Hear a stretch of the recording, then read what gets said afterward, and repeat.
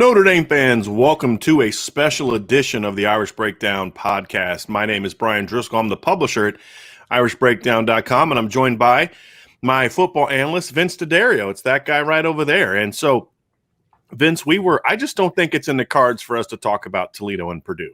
So, just because as I sat here today and I thought, okay, we could talk about Toledo and Purdue, or we could talk about Texas and Oklahoma wanting to leave the Big 12 to join the SEC, a.k.a. superconference discussion again, right? And what that means for Notre Dame. And that's what we're going to do today. We're going to actually talk about the SEC or the move of Texas and Oklahoma potentially going to the SEC, the fact that they definitely plan on leaving the Big 12, what that means for Notre Dame, and then what should Notre Dame do in response. And so that's what our conversation is going to be about today. We're going to discuss that. And then when we're done, we will throw out some we'll answer some questions. If you want to get a thought in during the show, you know what to do. Just leave us a super chat and we'll get to it. But Vince, I want to dive into this. So let's get into some particulars. Let's get people caught up on this. So what we heard yesterday from multiple reports is that Texas and Oklahoma plan to do two things. Number one, notify the Big 12 that they're not going to renew their rights, right? Their grant rights, whatever it is, to in the Big 12. So they're not going to stay in the Big 12, and that they have reached out to the SEC to let the SEC know that they are interested in joining that conference. Right. So they just reached out at this point. Yeah. So take it away as far as kind of where things stand with all of that. Yeah. So looking at the research and seeing what has been going on, number one, the most important thing to understand here is that the contract that Texas and Oklahoma have with the Big 12 goes through the 24-25 school year. And what they've done, and the Big 12 was actually pretty smart about this, is they tied in TV rights to the length of contract with their member schools. And so what that means is if a team wants to leave before the contract is up, the TV rights for that school specifically stay with the conference. And so that's a pretty big hurdle right now for Oklahoma and Texas to overcome if they want to leave prior to the 24-25 school year. No one's talking about them leaving for this season, obviously. No. Right. And look, and we all know how far in advance football schedules are put out.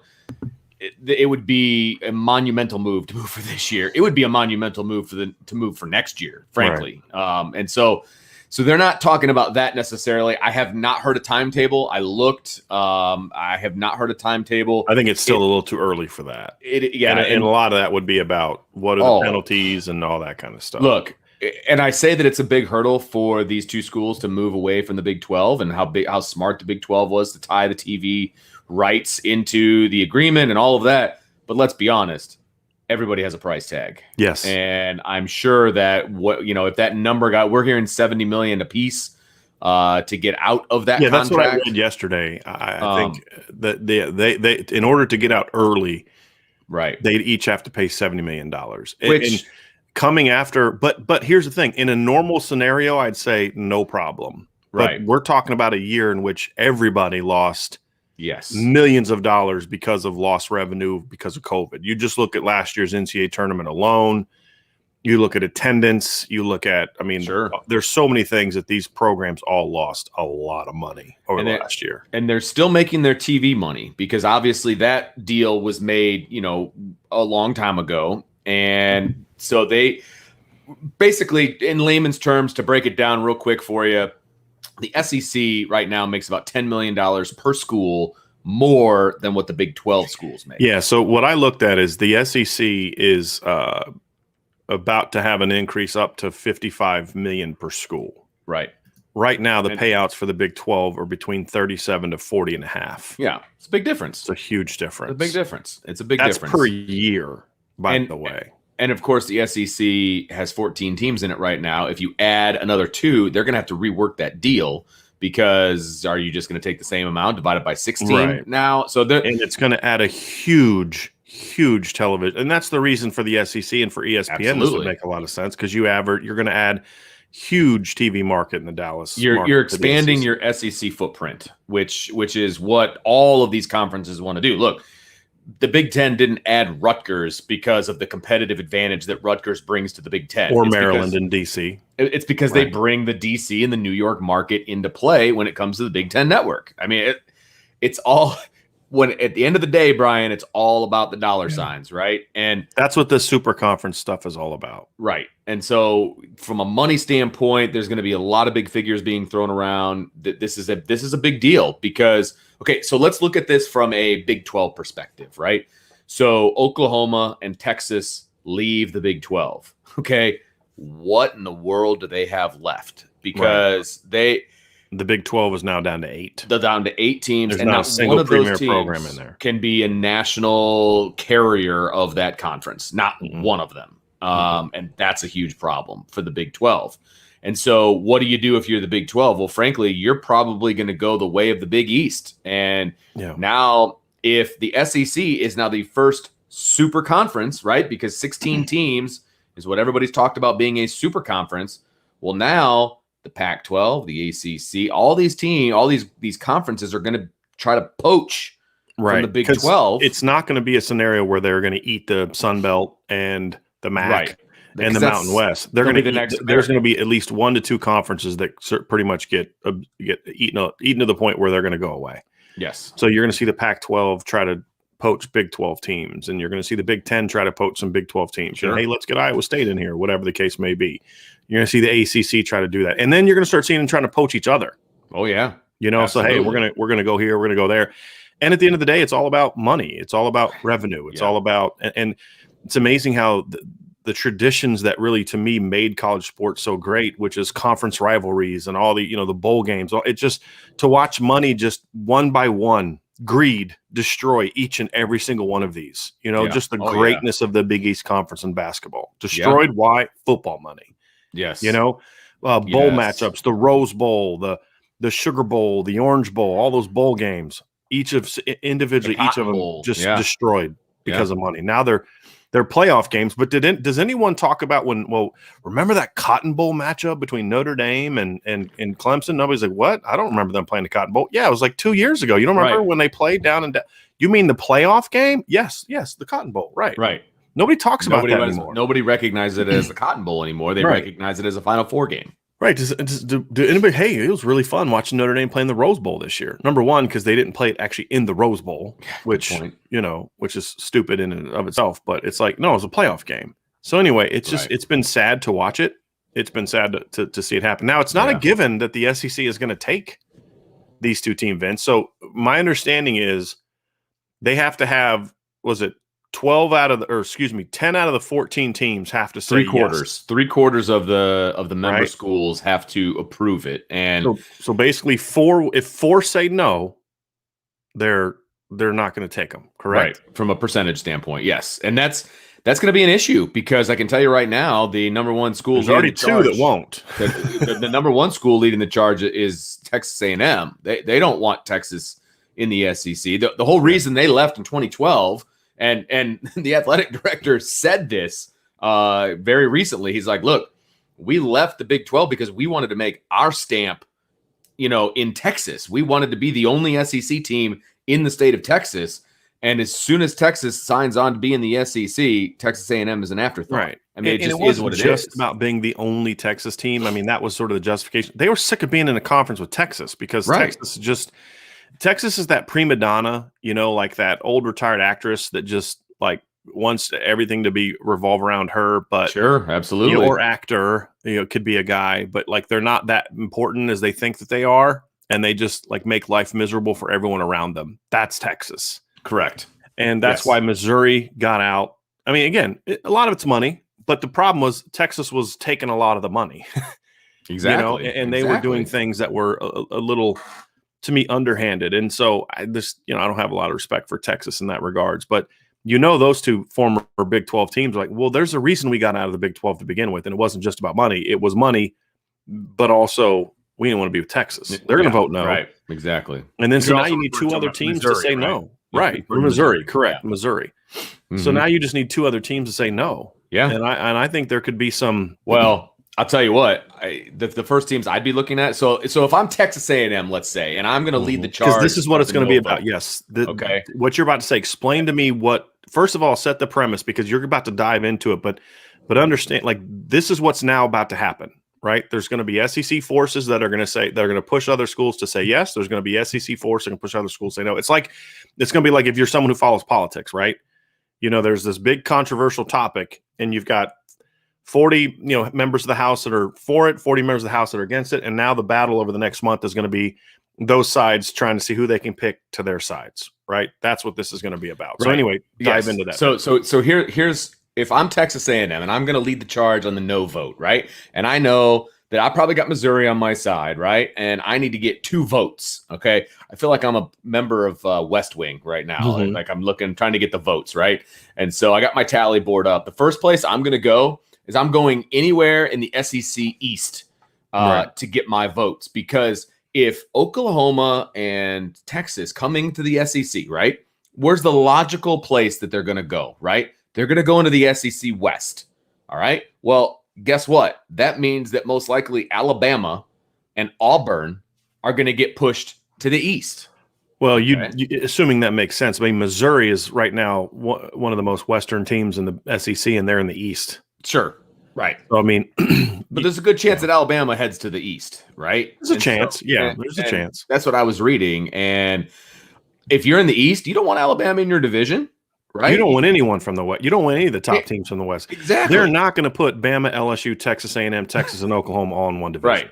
They're just not. Exactly. So whether it's putting Texas and Oklahoma in the East or putting Bama, LSU, some version of it, Bama, LSU, because they're not going to put Texas A&M in the East. That'd be stupid. They're not, right. And bottom line, the East is going to get harder, and you're going to bring some studs over. They're not going to move Ole Miss, right? And I mean, that's not going to be the move. It's going to be two of Alabama, Auburn, LSU, and that's going to be the move. So guess where I'm trolling if I'm A&M. I'm calling up Vanderbilt. I'm calling up Kentucky. Mm-hmm. And I'm going to say, look, guys, do you really want to shake up these divisions right now? Because right now, look, last year, Kentucky was 4th in the division. You add an Alabama, you add an Auburn, you add LSU, for example. You add all of a sudden they're dropping hard, right? Mm-hmm. So I'm picking up the phone. I'm calling South Carolina. Tennessee. What I mean? That's a big one for me. Tennessee's because if you're Texas, hey, look, with everything y'all are going through right now, do you really want to not only be behind Florida and Georgia? It's bad enough you got to try to battle to overcome Florida and Georgia in your division. Now you're going to have to deal with Bama and Auburn.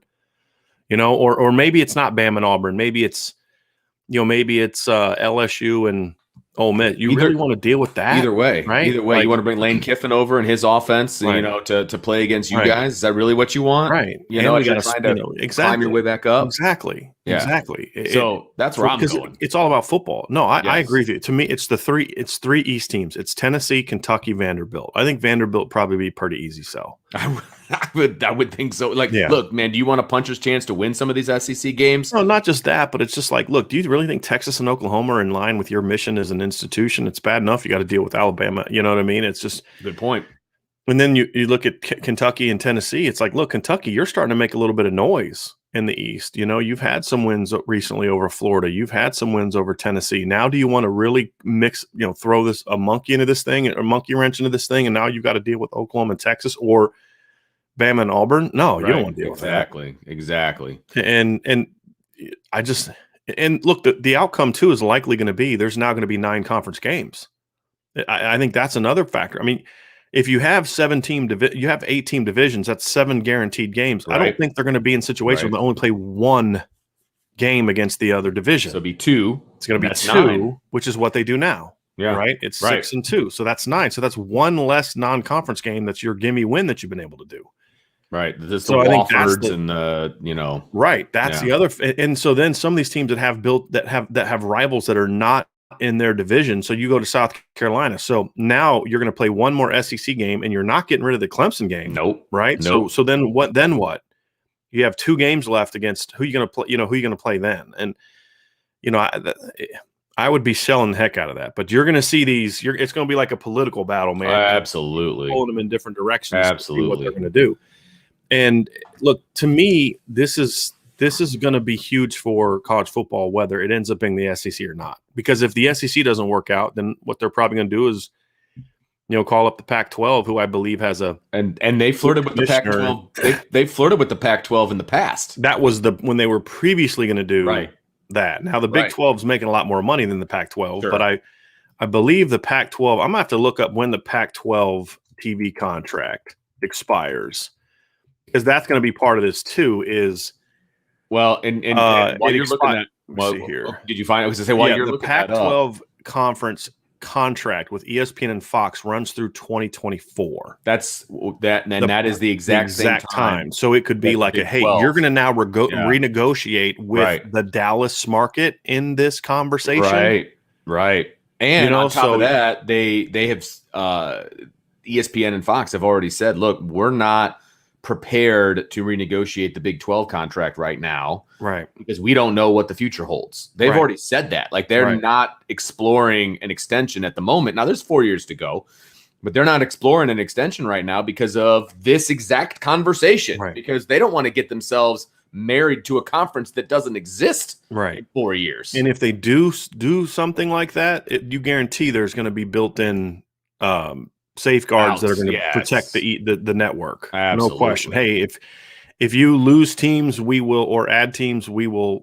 It's an automatic void of contract with the entire league. Right. So it's going to be interesting. But look, and go ahead.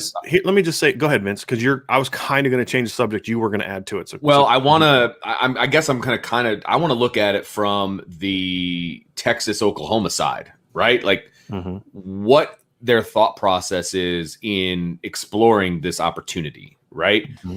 Because if you look at it from face value, as far as access to the playoffs, right? And they're in the Big 12. And look, anybody that follows college football knows that the Big 12 and the Pac-12 have kind of been boxed out of the college football playoff. I mean, their conferences aren't looked at as strong as the ACC, the SEC, the Big 10. They're just not.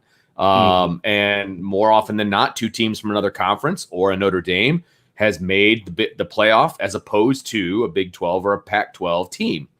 And so now you're looking at it, okay, if you're Texas and Oklahoma, okay, we want better access to the college football playoff. Now, the way it's currently constructed with 4 teams, right, going to the SEC, I don't think makes that road any easier for them. In fact, I believe that it makes it harder. It's not about that.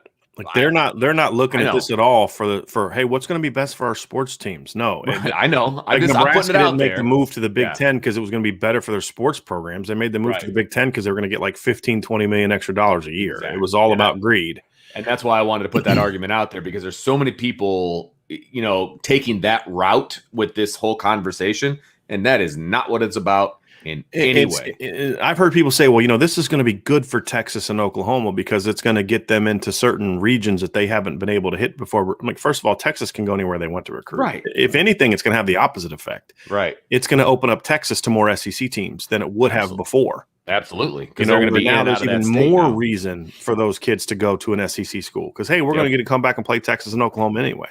Yep. Part of the selling point for staying in the Big 12 is you get to play Texas, you get to play Oklahoma. Now it's like, well, I'm not going to, so yeah, I think it's going to hurt. I think it's going to hurt Oklahoma and Texas even more than people realize. And look, if you're Texas, you're like, well, look, we're not winning our conference anyway, so might as well go make an extra $20 million a year. Right. That's it. No, I get it. The Oklahoma side doesn't make as much sense for me. Like, I have a hard time thinking that they've consulted any of their coaches. Like, hey, how would this look for us athletically? That's right. Because I don't see Lincoln Riley like, yeah, sure, let's add Alabama and Auburn and LSU and those teams to our schedule every year. Oklahoma owns the Big 12 right now. Yeah. I mean, they're almost guaranteed to be the Big 12 champion. And even when Oklahoma's at their best, Vince, it's still a tough road to have to go through in a given year. Alabama, LSU, Auburn, Texas A&M, Texas, Florida, Georgia, it makes no sense. So I'd be shocked if the coaches were like, yeah, sure, let's do that. No, that sounds great. Yeah, okay, sure. Are you gonna invest that extra $20 million a year into our football program? Then sure, let's do that. But unless you're doing that, then hard pass. Right. But I don't think that I don't think they ask the coaches what they think and what they I want. would tend to agree with that. It's all about the bottom line, bringing Yeah. money into the school. I don't see it any other way, to be honest with you. I just don't. And you're a quicker looker upper than I am. Can you look and see when the SEC TV contract is up? They I just want to re-up. Yeah, that's what I thought. That's Yeah. what I was going to say. Yeah. So that is part of the conversation as well, because they would have to redo that. Because they just left the that they were with CBS. Let's see here. I'm trying to look it up here. Because that's going to be very interesting, because that whole thing was put together based on a 14-team league. You add two teams to that. Now you're talking about dividing it, 16 ways. Do you have to renegotiate that whole thing? What does that look like? Because now you're jockeying divisions. You're going to be jockeying, potential matchups, Right. All of that. And that's a big deal if you're TV. It goes into effect by 2024, the new deal. So the question that I would then have would be, if this is going to happen, the SEC is going to have to renegotiate their renegotiated contract with ESPN and ABC. Absolutely. Now, ABC, ESPN, they'd be fine with keeping it the way it is and just dividing it up 16 ways, but the SEC is not going to be down with that. So that's got to be a topic of conversation as well. Yeah, that obviously could be one of those things that starts swinging people in one direction or another, and basically saying, "Hey, look, we're gonna add $50 million to this," or whatever the case may be. I don't know what the numbers would be to have to get everything going. Well, if the pool isn't going to get any bigger, let's pretend the pool doesn't get any bigger, and now you're dividing by 16. Those other schools would be like, "Whoa, I don't want my portion cut. That's not going to work." Right. So I think that has to be taken into the conversation as well. Again, money, and that's what it comes down to is money. Yeah, it's it really is kind of. I'm looking at this here. According to this article from the Daily Advertiser, the deal was for more than $300 million. So let's just say it's $310 million divided by 14 schools. That's not right. Oh, more than three. Okay. SEC more than 300. Okay, let me see here. Yeah, that doesn't. And that's per year, by the way. Yeah. Yeah, I have to do more research into this, Vince, and do the math later. But they're going to get, obviously. I mean, if they're getting 55 now, they're going to get more then. Right. But at the end of the day, Vince, it's going to be interesting. Yeah, I completely agree. Yeah. And so it's going to be, what do we want to, push it towards what this means for Notre Dame? Are we ready to go down that road, Brian? Well, let's do that. I mean, to me, big picture wise, this is something that's going to shake up college football. Absolutely. This is the first, because if they don't go to the SEC, they're going to do something else. They're going to figure something else. I mean, they're going to go to the Big 12 and say, or Big 10, or who's the next highest bidder, and say, hey, look, we'll come on board with you. Kick Indiana and Purdue to the East, and we'll join the West and have some fun with it. Which actually, if you think about it, would make a lot more sense for for Texas and Oklahoma, because you have some more natural geographic rivals in that division. You've got Nebraska, you've got Iowa. You've got, Wisconsin, Minnesota. There's a little bit of it's a hike. It's no different than going to the East, but you've got some of those teams out West that are saying, hey, that would make a lot more sense. Sure. For us to be in the West. Plus, you get Nebraska. You get that old kind of Southwest Big 8 influence in the West. Would make more sense than joining the SEC. But again, it's all about this. Yep. And that would make the thing is, now we start using the S word, super conferences, right? If they go to the Pac-12, it heads off, in my opinion, a little bit of the super conference talk for now, unless the Pac-12 decides because again, they have a new commissioner and he's going to want to make a splash. Sure. He had some really interesting comments yesterday. I'd have to find the tweet where he had a really interesting comment like, well, this is pretty interesting for my first year on the job, kind of thing. Like, yeah.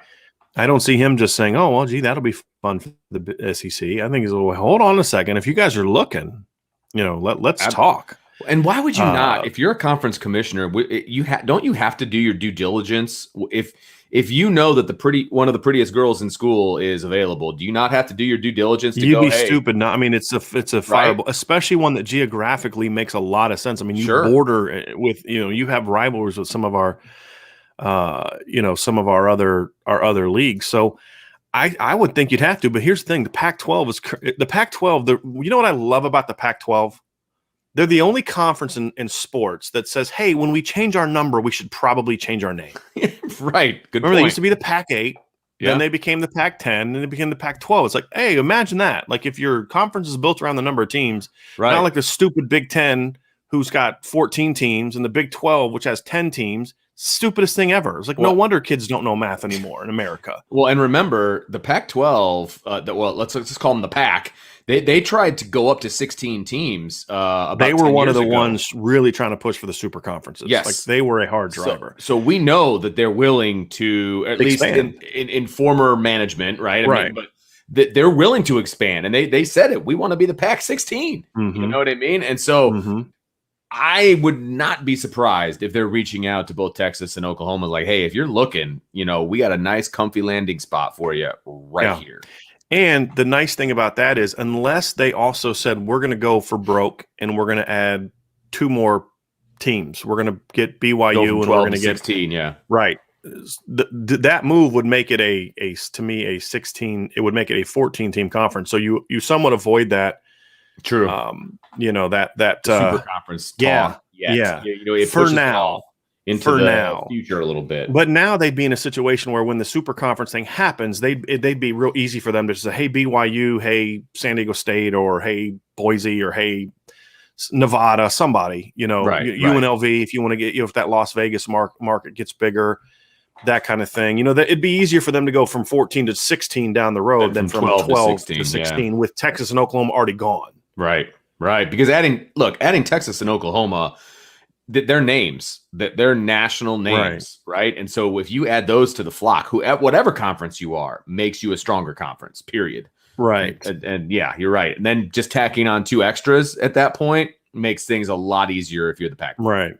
Now, or whatever. We don't need to get into the fact that now the Pac-12 doesn't make sense because, they are, but the Pac, the P stands for, I believe, Pacific, correct? Yeah. Then you now have, but you have 2 teams that don't touch the Pacific or aren't any really close to the Pacific. But whatever. Neither does Utah, neither does Colorado. I was going to say it is Arizona, what it is. I mean, it is what it is. Well, Arizona kind of touches the. It's in the neighborhood. Pacific. It's like you Little John across some Mexican territory, and you're in the Pacific. Where you have to make me pull up a U.S. map. Yeah, but no. So that the Pac-12 is going to be interesting. Yes. To see, okay, do they throw their weight in? Hey, look, we've got a contract that's getting ready to get ready renegotiated. If you guys jump on board, do you know how much power we're going to have? Plus, we're going to allow you. I mean, look, you're going to give Texas and Oklahoma whatever they want. Absolutely. I mean, there's no one in your division outside of Oregon that really kind of swings that. Oregon and USC, that really swings any weight. Yep. You know what I mean?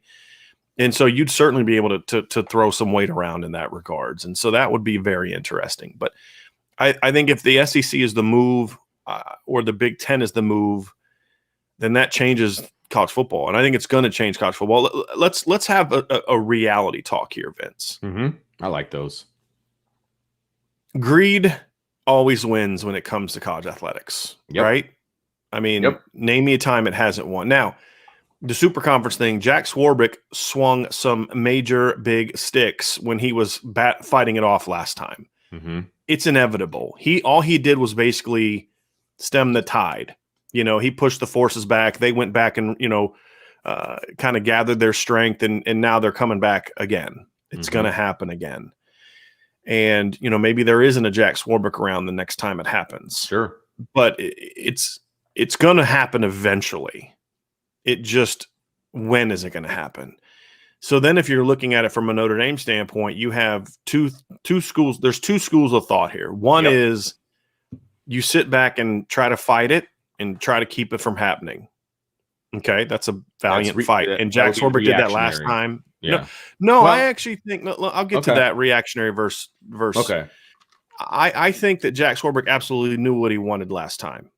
He didn't want that. It wasn't good for the program. Notre Dame was not in a healthy enough place at that time to really throw it's all of its weight around. Sure. So he had to get other people involved to say, hey, let's, because Texas was kind of, he kind of did some things with Texas to try to make this move to where it prevented the super conference thing. Now you look at it and say, okay, it's inevitable now. It's going to happen. So what do we do? Are we going to be reactionary, wait for it to happen, and then say, figure out what we need to do? Mm-hmm. Or are we going to be proactive? There's two, to me. I think that it's a time for Notre Dame to be proactive in accepting the fact that this is going to happen. When the super conferences happen, then you have to ask yourself, does that force our hand? Can Notre Dame be an independent when there's 5 16-team conferences or 6 16-team conferences, whichever way it turns out? Yeah. Or 4 16-team conferences? Can they stay independent? I think the 12-team, I've done a full 180 on this. I think the 12-team playoff makes it possible for Notre Dame to remain an independent should the super conferences happen. I don't, however, think it would be as beneficial because now your scheduling is going to get a lot tougher. Because one of the things that these super conferences are going to do is you're going to see more and more in-conference games and less non-conference games. Right. So it makes it more difficult to schedule because the other not for Notre Dame, but the other teams have less. What makes it tougher for Notre Dame from the standpoint Right. of, are you going to get any good teams? They're going to want to say, dude, we already played 10 conference games. We can't add you. Right. Why would they? That would just be silly. Why would they? I wouldn't. Right. Well, I mean, explain why. I mean, I think that's a good point. Explain why you wouldn't do that if you're those teams. You're trying to win. You're trying to get enough wins, accumulate enough wins, right, to make it into the playoff. Okay, so if you know that, okay, if you've got a shot at winning your conference, okay, if you win your conference, you've got an automatic slot into the 12-team playoff. Okay, so that's one route if you're in one of these super conferences. Okay. Well, if you are not going to win your conference, and remember, only one out of those 16 teams is going to get that automatic bid, right? Well, not necessarily, but see, this is the whole thing. If you go to 14, if you go to like a 4 super conference, okay, then you could get into some situations where each division winner could get. There's a lot because it hasn't been decided yet what that's going to look like. It hasn't been announced. I mean, there's still a lot of negotiating. It could have to say, look, if we're going to go to 4 major conferences, then each division winner, because you're playing 9, because you're going to have to play 16, you're going to have to play like 7, conference games and all. It could get into where your division winners are getting automatic. So 8. So 8, and then we have 4. Right. But you actually have to win the conference championship to get a 1 to 4 seed. Okay. So I'm not saying that's going to happen, but I'm right. But no, you don't think these conferences are going to want to come up with ways to guarantee you that at least 2 teams from their leagues get in? Well, and so I will further my discussion, my argument then. So let's say the top 2 teams. That's still 12 teams on the outside looking in potentially. Why would I want to complicate my schedule with scheduling a top team like Notre Dame? Why would I do that? So if you're pick an SEC team, for example. Missouri. Any of them. Like, especially the teams at the top, like there's financial benefits to teams at the bottom, right? It would make sense for Vanderbilt to play Notre Dame, but that's not how Notre Dame's going to build their schedule, right? Yeah, exactly. It's, hey, look, if you're Texas A&M, Bama, Florida, Georgia, Tennessee, I mean, any of those teams, LSU, if the Big Ten becomes a power conference, what advantages to Ohio State, all those teams, or even the ACC to say, hey, look, Clemson, we'd love to play you, but the reality is, this is going to be tough for us. Now, Notre Dame would probably be able to kind of stay in that 5-game SEC, ACC thing. But now there's going to be 4 new teams. And no, I'm sorry, they're at 14 already. So there'd be 2 new teams. So now it just, the opportunities to play Clemson is going to be diminished even more. So it's just kind of like, look, we got to play 9, 10 conference games now. We can't afford to play you because we have to make sure that we're jockeying for that positioning of healthy. And jockeying for that position of one of those seeds. And we can't afford to beat ourselves up even more, especially now that Notre Dame is the kind of program it is, that it is a top program. It's even less incentive to play Notre Dame should this happen, assuming Notre Dame is still there in 3-4 years, which I believe that they will be. So then you say, okay, that could be a challenge. Maybe we could see how it goes, and maybe we could work it out, and maybe we could, build in some clauses to make it to where teams we can greater financially incentivize teams to play us. But then you get into the benefit of, if they're going to be making the kind of money that they're going to be making from the conferences, your little whatever money you're going to give them to come play you in South Bend isn't going to mean a whole lot. Right. And then how much of your money are you willing to give away to try to put a schedule together? Right. There's just a lot of roadblocks. At some point, it's not financially feasible to be paying all of your opponents to play them. I mean, that's just not. Yes, you're going to make a lot of money. Right now, every conference has 3 to 4 non-conference games, right? Big Ten has 3, SEC and ACC have 4, right? And Big 12 has 3. And what does the Pac-12 has 3 or 4 too, right? I have to go look at their schedules again. I think it's 3. I have to look at it. So then you say, okay, it could make it a little bit difficult for us to have a schedule that's going to be good enough. Because if you're having to play Cincinnati and Memphis and Houston and Navy and teams like that, you're not getting in if you're 12-0. Right. You know, and it's just not happening. So then you say, okay, well, what's the other proactive? So that's the reactionary take. We're just going to fight against it and try to stop it from happening. And we'll try to keep it from happening. But if it happens, we'll have to see how it all sorts out and figure out what's best for us. Then you run the risk of being left out. Yep. If the ACC is like, hey, look, we can't wait around for you to figure out. We got to protect ourselves, right? So we've got to go get so and so and so and so. Now we don't have room for you in our conference. That's another tricky spot. And then do you get forced into the Big Ten? I'm very anti-Big Ten. I would rather Notre Dame go to FCS than be in the Big Ten. I'm not gonna lie to you. So then you get into, okay, then what's the proactive action look like? Well, obviously the easy answer is you just call up the ACC and say, hey, look, we're on board. And what weight do we need to throw around to get another big time program to join us? Right. And who would that program be? Yeah. Do you go back and do you go into the Northeast and try to, maybe see if Penn State's happy in the Big Ten? Hey, you guys enjoying being second fiddle to Ohio State all the time? Why don't you come join us? Yeah.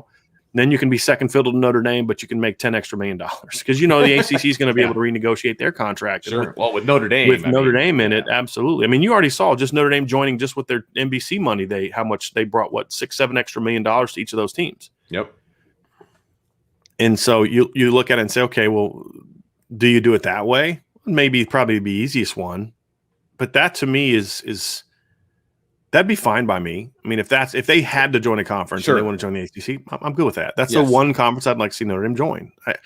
I think there's enough Northeastern like-minded schools, not like-minded from a Catholic or academic institution, but more of just like the blue-collar Northeastern Midwest kind of thing. And look, it worked for a year. Yeah. There's the Pitts, there's the Syracuses, there's the Boston Colleges. There's enough traditional rivalry type of things you could generate. Like, maybe there's some conference shifting and you make sure all those Northeastern teams are more on the same conference. You don't want Pitt and BC being in opposite conferences like they are now. They need to be in the same one, with Notre Dame, with Syracuse, that kind of thing. There's all types of things you could do. Maybe make it more of a true North and South kind of conference alignment. You could do enough of that. Or you could say, okay, we're going to throw our weight around in a different fashion, and this is going to be the fun. This is going to be the fun part of this conversation. And this is where Notre Dame has a lot of control. Buckle up, people. This is where it's going to get fun. This is good. Yeah. Hey, Vince, could you make sure that you're checking out the chat to kick out some of these SEC clowns? I've already blocked one. Okay. If I scroll down, I might lose. Yeah, I got it. I got it. So there's, yeah. You want me to scroll down or you want me to stay? No, I got it. Okay. I got it. I blocked this clown out. Okay. So I love when the ACC losers or SEC losers jump into our chat. You're going to there's have some to tell good me ones, about that in a little bit. But anyway. Yeah. Anyway. So here's how I look at it. Here's a little super chat from Corey D before we dive into this. Corey D said with the super chat, thank you, Corey, for the super chat, by the way. But Notre Dame joining a conference, especially the Big Ten, would not only undermine recruiting, but make Notre Dame regional. It would hurt us, period. Agree. I agree. I agree with the Big Ten part of it. I don't agree that it does that in the ACC because the ACC is literally the entire East Coast. That's quite a geography aspect of it. Yeah. Okay. That's a little bit of a different animal. Big Ten, I agree. But here's what I would do. Here's what Vince and I were talking about today. This was fun, by the way, and we only touched on it. So if you're Notre Dame, you say, okay, we are back to being a football power on the field. In 3 of the last 4 years, Notre Dame has had the biggest or second biggest, most watched regular season football game, right? Notre Dame, Clemson, I believe, had more viewers than just about every NBA Finals game, I believe. Maybe I haven't seen the numbers for Game 6 yet, but I'm pretty sure it was bigger than games 1 through 5. And things are looking up, right? So if you're Notre Dame, you say, okay, what are we going to do? We're going to just join the ACC and just, to me, that almost looks like you're relenting. You're giving in. Yeah, I agree. And okay, we got to join. Or do you say, we're going to really throw our weight around? We're going to get with CBS, ABC, NBC, ABC, ESPN, which is the same thing, NBC, and we're going to get with all these streaming networks, and we're going to say we're going to start a bidding war. And the bidding war is going to be, we're not going to join a conference. We're not going to watch all these teams go around. If these teams want out of their conferences, fine. We're not going to have you join the SEC. We're going to start our own conference. We're going to go start our own conference. And we're going to make it, Vince and I, we just came up with a name for fun, the National Athletic Conference. And we're going to actually do things like actually taking into geography into account. When I first started thinking about Notre Dame starting their own conference, it was going to be more of a regional thing, but because, look, that's what a conference is going to have to be. Again, we're working with the premise that Notre Dame realizes we have no choice but to join a conference. Correct. It has to happen. We're going to be left out. The game is changing. Sadly, it's yet another tradition of college sports that's going to be gone because of money, right? So let's start our own conference. And it's going to be the National Athletic Conference. Now that there's Texas and Oklahoma are looking for a new home, okay, let's have some fun with this. Let's pick up the phone. Let's give them a call. Hey, you're looking. Yeah, we're going to start first with the Eastern Division of the National Athletic Conference. It's going to look like this. It's going to look a lot like the old Big East and what the Big East should have been when Penn State was looking to not be independent anymore.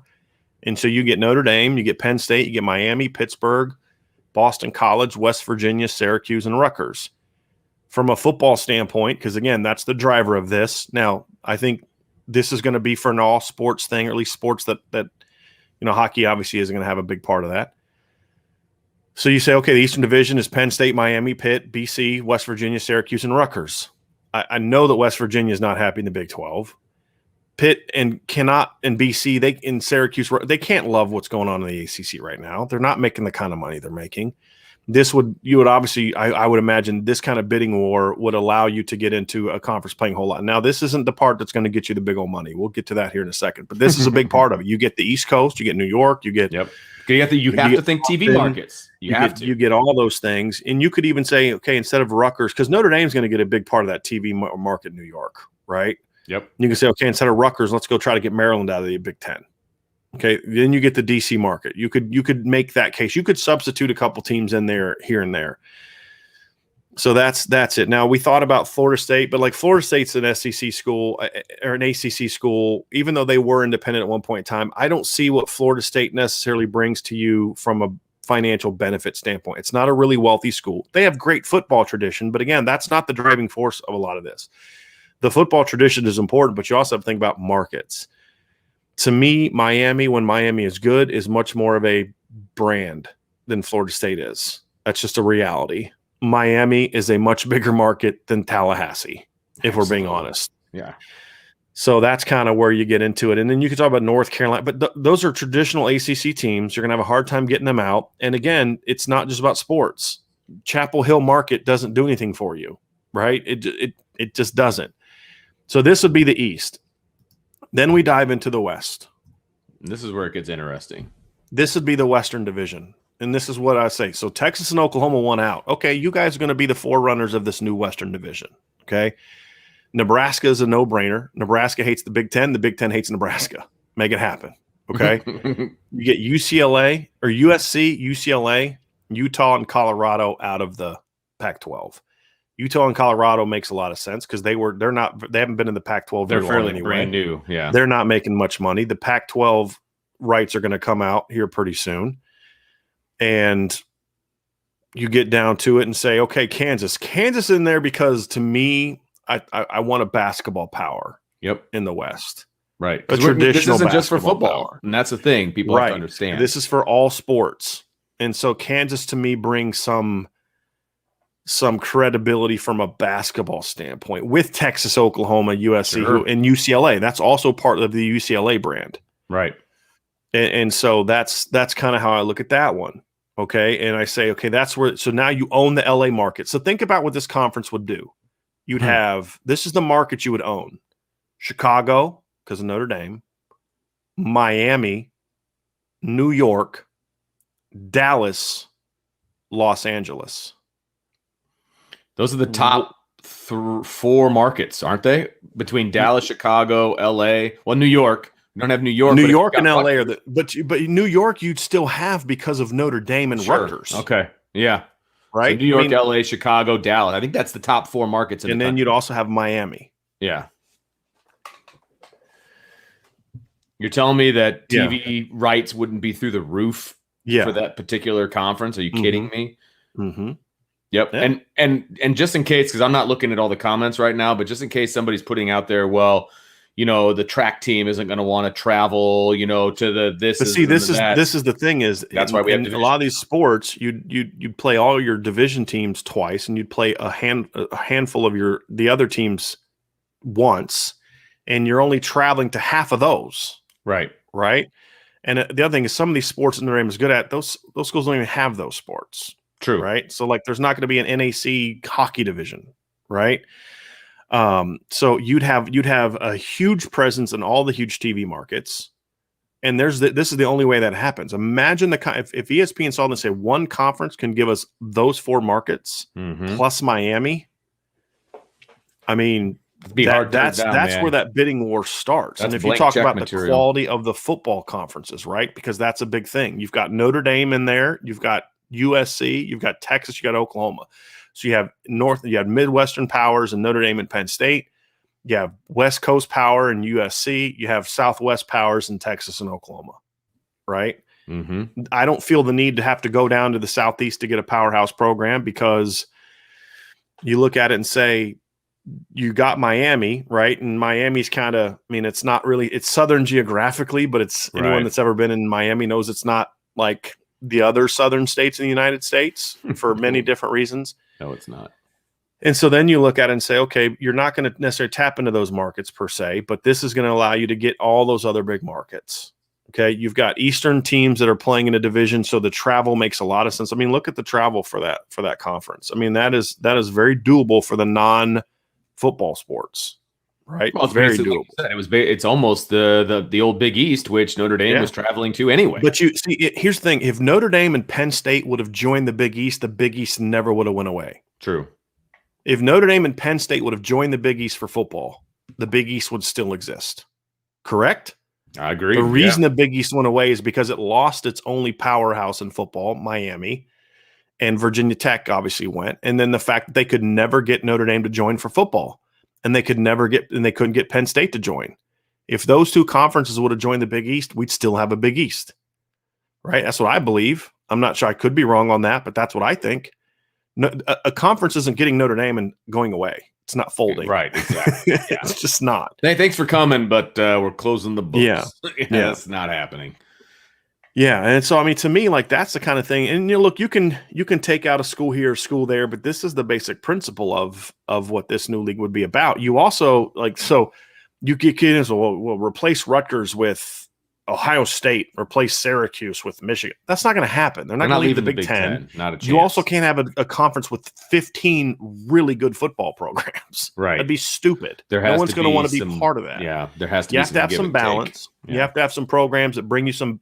Because part of the TV deals are, hey, well, that's great for football, but no one's going to watch us during basketball season, right?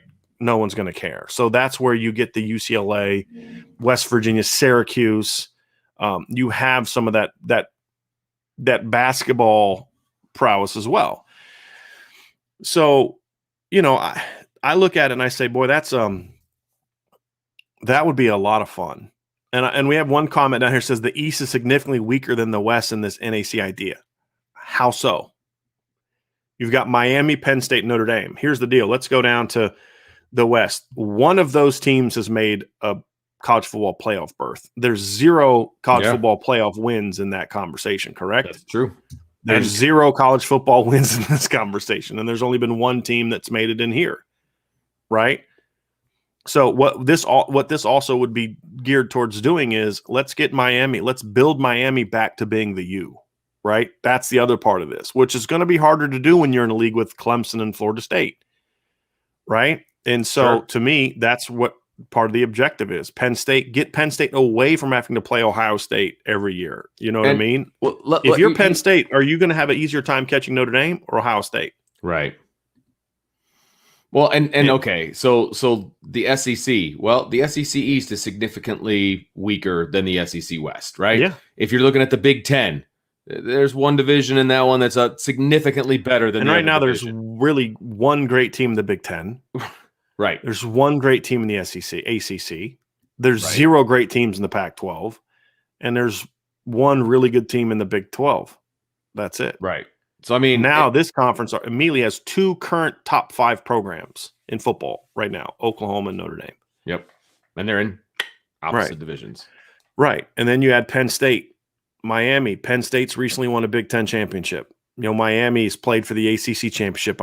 They have, correct? Yes, they did. I think it was the year they beat down Notre Dame, wasn't it? Didn't they play for the 17? Yeah. Didn't they? I think so, because they lost to Pitt and then Clemson in back-to-back weeks, right? Because they lost to Pitt in the last game of the regular season and then lost to Clemson in the ACC championship. That sounds right. It'd be 17, right? So let's just look that up real quick. Yeah, lost to Pitt in the last game of the regular season and then lost to Clemson in the last game. So they've played Pitt's played for an ACC championship in recent seasons. You know, so here another person that we're gonna go ahead and get up out of here. So that to me it's hilarious. Now we got the Big Ten trolls in here. Nice. See, well, you know, it's a good conversation when we're affecting multiple conferences. Yeah. I do love that, by the way. So that's kind of how I look at it, Vince. I think that'd be a great conference. It'd make a ton of money, right? And somebody just made this comment right here. The NAC keeps the USC rivalry. That's part of what went into this conversation because, you know, I doubt that USC is necessarily in love with the Pac-12 right now. I mean, would you be? Well, and let's remember the conversation that we're having here too. We talked when we first got on. We were talking about why Oklahoma and Texas are looking to do what they're doing. It has nothing to do with access quality to the college football playoff, quality of football. It has nothing to do with it. It's going to make it harder for them to get to college football playoff. It's money. It's all about the Benjamins, right? And this conference with the 4 top markets in America plus Miami. You're gonna be swimming. You're gonna be Scrooge McDuck swimming in your coins, man. Like you're gonna make so much money for these schools. You're telling me that Utah and there's some other markets that you're gonna get in there that aren't huge markets, but it adds up to it. You've got Denver, you've got Salt Lake City, right? I mean, you've got Pittsburgh. So even though those aren't necessarily huge markets, they're good in Boston. Those are other bigger, good size markets that you could start tapping into. And then how it would work is, you'd play your 7 conference teams, and then you'd have, to me, I would do it like this. I would kind of, it's a little challenging to do, but try to start like a division rival. Try to find some sort of division rivals that kind of stay. So like Alabama plays Tennessee every year, right? I believe Alabama and Tennessee play each other every year. And then you say, okay, well, that's one that you like that. So Notre Dame and USC are going to play each other every year. Right. So then Notre Dame would have one other open game that they would rotate every year to play one of those teams. Right. Rutgers, Kansas would be one heck of a pillow fight and match those guys up every year. That's fine, right? I know. So somebody teams. I mean, right. But then obviously things change. If you did 15 years ago, people say, well, Alabama's dominating for now. Their time will come when they won't be dominating. That always happens. Ohio State is dominating for now. There will come a time in our lifetime where Michigan is going to start beating Ohio State considerably. Never. Now, I may be in a retirement home by then, but it will happen. It's happened before. We'll still be doing the podcast, though, because we'll be in side-by-side rooms. So it's all right. Good. Exactly. I'm telling you, this Well, conference idea is by then terrible. we'll have those, those things you can hook up to our brains, and it just Right. reads what we're thinking. So I don't even have to have great motor skills. I can just We'll think just it. be standing there like this. Yeah, using my Jedi Yeah. mind tricks. But let's get back to the seriousness Sorry. here. But Yes. you have some of these rivalries that you could establish. I just thinking Right. of some. You have Notre Dame and USC, obviously. Miami, Nebraska, right? Like that's a traditional thing. Or Miami and Oklahoma.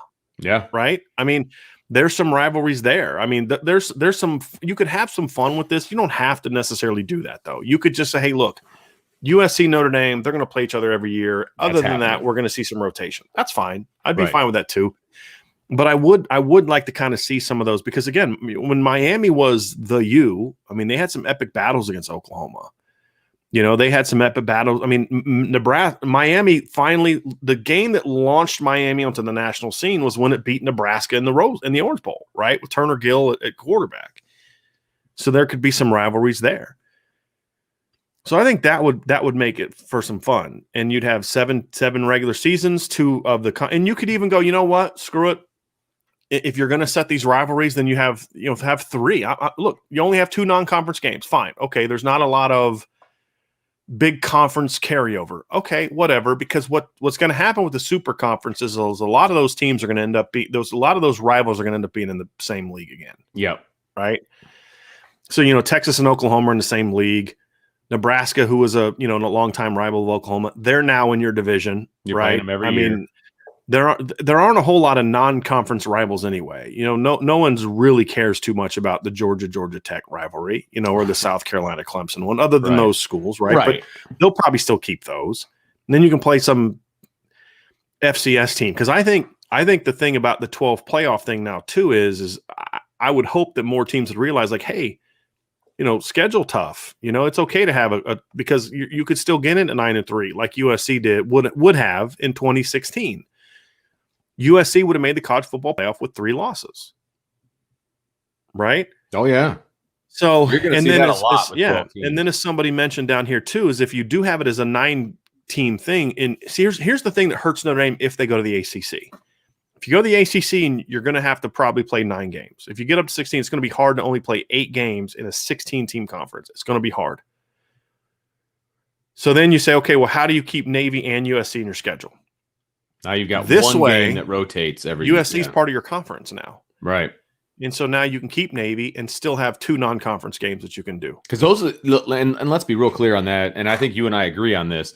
USC and Navy are the only 2 schools that we believe needs to be on Notre Dame's schedule every year. Permanently, yes. Permanently, I could not care less about Stanford staying on it every year. Now, I want to have Stanford as a team that I played, like I've said before. They're in the group of teams that you would have on the schedule, that kind of thing. But USC, Navy, I don't ever want to see those go away. Ever. Agree.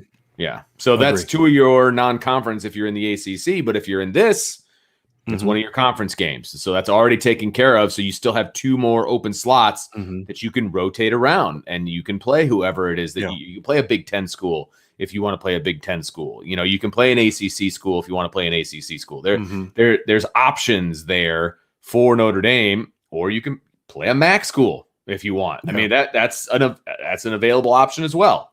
Yeah. Yeah. So, and somebody brought up something too, Vince. I'm just bring this. I'm up excited to get into these comments. It's relevant to this. Darkman Blade says 4 pods, 3 games against your pod, 2 games each from the other 3. That would be 9 games. I don't love the pod idea.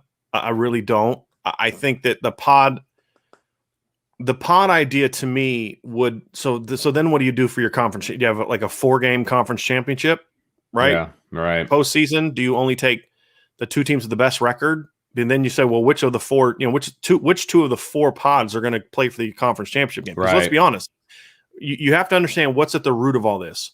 There's far too many people in our chat using common sense, right? Which is why we love y'all, right? But that's not where the NCAA is coming from. It's all about this, right? Yeah. And so they're not going to get rid of the conference championship games as long as it's a moneymaker. And so to me, the pod thing, it's like, okay, so which pod? I mean, you happen to be playing in, it's kind of like the NFL. And you can really get lucky because you've got, your division's bad. And then when you get your NFC division that you're going to play, right? What so they do, and you happen to get remember when the West was like really down and like the Niners stunk, the Cardinals stunk, the Seahawks were okay, Oh, yeah. and like and if you're like, oh, we got the NFC West, thank God, right? Or the times, remember when the NFC East or the AFC East was kind of down? Like, oh, we got the AFC East. Okay, the Patriots are tough, but the rest of them suck. It's good. Right. That's why they won their division every single year. And so that's what you're going to have here is, okay, we drew this pod. So, okay, nice, because that pod sucks. And it's going to be cyclical because it may suck now, but it won't suck in 5 years. And then the strong one now is going to be strong. I don't like the pod idea at all. I think, again, I know a lot of it's been discussed a lot, and I appreciate Dark Moon Blade bringing that up because it is something that people talk about. I hate the idea though. I really don't like the pod idea. I do like divisions. I do like East West. I think they're, because then I think you get a better sense of you're going to really know who the best team is from that Eastern division because you all have to play each other, right? Whereas if you're in the pods, like, okay, but this pod was against this, and like, how do you really know who are the two best? Whereas in divisions, okay, we know who won the East because they all play each other, and this team won, and this team finished first, and this team finished second, right? And then that's how you get into sort of your conference champion game, which then bam leads you into the 12-team playoff. All right, so we gotta pick because conference championship games are always in the same place, right? So where's our conference championship going to be held, Brian? It's got to be at a NFL stadium, I would imagine, right? And should we assume the Big 12 is gone at this point? So do we want to go to Jerry's World for our conference championship? I would move it around, to be honest with you. I don't think it has to be played in one place. I think you could do something where like 1 year it's played in Indianapolis, the next year it's played in Kansas City, the next year it's played in Dallas, the next year whatever. So I'd have no problem moving it around. And I think part of the fun is, again, I don't necessarily care about it always being indoors too. You want to have a game in Pittsburgh in December, like. Yeah. You can be that and then that's those years where maybe that game does give the teams from the East a little bit of advantage. And then the next year when it's being played in Dallas, it gives the Western team a little bit of an advantage, whatever the case may be. That's part of the fun. Yeah, I'm going to go wherever they want to pay the most money for us to be there. But I think that's also too where it could get into because you get in these. Hey, we want to host a big a NAC title game. Okay, well, how bad do you want to host in there? Exactly. And you get in these four big cities that are maybe you get into a thing where 1 year it's going to be hosted in Pittsburgh, the next year it's in Indianapolis, the next year it's in Dallas, the next year it's in the next year it's in LA, right? That's the other thing too, is that because you have these big markets, you may one year being hosted in the Orange Bowl, or it's in Miami, right? And if Miami happens to win the East that year, then good on them, right? It's no different than when Miami won national championships in their home field. Sure, they had to earn the right to play in the Orange Bowl, or when the Buccaneers won the Super Bowl at their home field. I mean, I believe that's the first time that's ever happened, right? First time it's ever happened. That's right. You've seen it more in college football. Of course, right? At least even if they're not on there, because Miami's mainly because of Miami, but you're even seeing teams that'll win it in their home city, right? Maybe not necessarily their home field. So, I mean, I just think this would be a lot of fun, and I think more importantly, it's I mean, who knows if it's going to happen or not, but it's at least uses the entire thought process of what should go into it. Okay, we would be naive and silly if we didn't say, well, look, money does matter. Right. It does matter. It is an important factor. So we'd be naive to say, well, it shouldn't matter. It should be all about tradition and football and all. I would love to be able to say that, but that's not reality. Nor would the game remain the same because you wouldn't have the money pouring into the sport, right? I mean, it's like with anything, they say money is the root of all evil. Well, no, when money becomes your god, it's the root of all evil. I mean, money can also do good things. If you use that money, if you make $1 billion and you give half of that away to, start a homeless shelter or start a reading center in every, community that has, reading levels below a certain rate, well, that money ain't evil, right? I mean, so money can be a good thing if used correctly. It's the problem with sports is it's just like this end all be all, hey, we don't have to live within a budget because of sports. Right. So we can pay for this and we can pay for that and all these other stupid things. Then when COVID hits, they're like, oh my gosh, we didn't realize we were living outside of our budget of what we are actually making as a school. We've been relying on this, and this. Sure. And now all these teams are having these huge deficits. And so it is financially considered. There are financial considerations into this, but at the same time, we're trying to also do it in a way where it makes a lot of sense athletically, travel wise, but then also you're getting some quality programs. So, the West doesn't have, these. Okay, Penn State, Miami, and Notre Dame are three traditional powerhouse football programs. On top of that, Pittsburgh has a national championship in football. West Virginia's played for a national championship in football, right? Didn't Syracuse win a national championship like a long time ago? I'm trying to think of like in my lifetime. Not in my lifetime, but I think they won one a long time They ago. may have, because they've had some really good running backs in that time. Oh, yeah. No doubt about it. No doubt about it. Yeah, they have one claimed national championship in 1959. Okay. So, yeah. Yeah, I'd be curious who played for Syracuse in 1959. Yeah, they beat Texas they beat number 4 Texas in the Cotton Bowl that year. And then you look at the West, and you've got, in my lifetime, 1, 2, 3, 4, 5 of those teams have won a national championship in my lifetime. Right? Yep.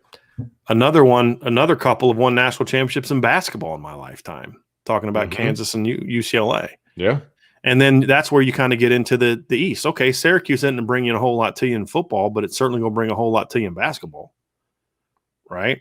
So I think it's going to be a lot of fun. So I want to hear what people think, Vince. Let's get into some questions and comments here real quick. Yeah, so that's going to do it for this part of our podcast. And so make sure you hit that like button, hit that subscribe button, hit the notification button so you know when we go live, because we love having these kinds of conversations. And it makes it a lot more exciting when we get to pull everybody else in. So we're going to move on to part 2.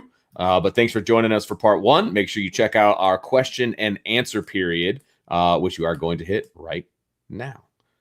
Okay, so of course, Tommy Guns has to be the first one in. IB Nation in the house. Tommy says, didn't the last time major realignment happened, the Texas governor tried to mandate that if UT moved to a new conference, that the new conference would also have to take some of the smaller schools? Yeah, but it was a different governor.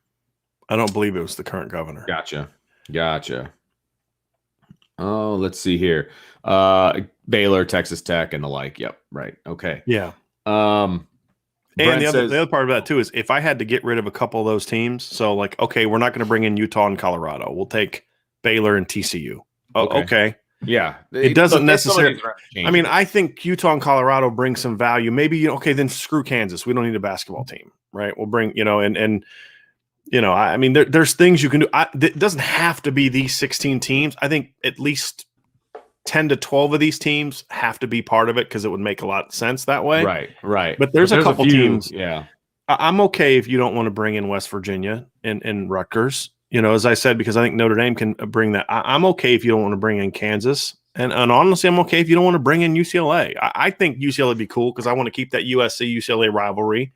Right. Plus, we're already kind of looking to disband the Pac-12 anyway, right? We took a lot of the Pac-12 teams, but I see, I like UCLA and I like Kansas from the basketball side of things, right? And I'm trying to think. Look, the two big sports, right? You got football, you got basketball, and I want to make sure that there's some basketball blue bloods involved in this conference, right? And you know what I would love to see is I think that for basketball is I would love to see Notre Dame and UCLA playing every year. I would make that, hey, we'll come to your place one year, you come to ours, and reestablish that rivalry. That'd be awesome. And that'd be great for Notre Dame, too. I think getting to go out west and play in California every year. Yep. I think it's awesome. I think it's great. Brent Nichols has an interesting comment. He goes, do the teams need the conferences or do the conferences need the teams? It depends on where things are going. I think it's both. Yeah. I've heard people talk about, just get rid of conferences altogether. I think that's kind of silly. In my opinion. Well, that's Wild West type stuff, and I don't know that would work out. Because then how do you really gauge? I think what conferences do is they give you some sort of measuring stick for just how good certain teams are. Because number one, we know who the best of this conference is, and then you can take other things like, okay, well, this is what this conference did in matchups against other teams. Right. And it gives you some sort of gauge, whereas it's just this round robin and you just play whoever the heck you want. How do you really know how good teams are? Sure. Exactly. And I also think, too, that conferences, again, if we're talking money, conferences give you a regional branding that allows you to create advertising, right? It's essentially that's all hey, the SEC, right? I mean, SEC fans don't just root for their teams that they like. they also root for the teams they hate when they play anyone else that's not a part of who they are, right? You don't think, I mean, it's like if I'm Notre Dame, right? I'm a Notre Dame fan. Okay, so my day, Vince, I would look at a team like Michigan, and I don't care who Michigan's playing. I'm not rooting for them to win. No, never. Not a chance. It's just not happening. Whereas when if you're in the SEC, if you're Alabama, I know a lot of Alabama fans that when Auburn's playing Ohio State or Oregon, they're rooting for Auburn because they still want the SEC to win. Sure. And that's a unique thing. And I think take that away. It would be hard for me to get on board with as a fan of an independent school. You know what I mean? Mm-hmm. Well, I don't think you necessarily have to do that. Yeah. I mean, I know. It's just the thought, even the thought process. But I kind of like that. I mean, honestly, like that's one of the things I've kind of started to wrap my head around a little bit, Vince, is getting used to that notion of, okay, there would be more than just Notre Dame games that would matter to me. Yeah. Last game of the year, Notre Dame's going to play USC, and Notre Dame wins, they clinch the Eastern Division. Okay, but Texas and Oklahoma are playing 2 games. They're tied for first. Texas beat Oklahoma in the regular season, and whoever wins, then that's going to determine that'd be kind of fun.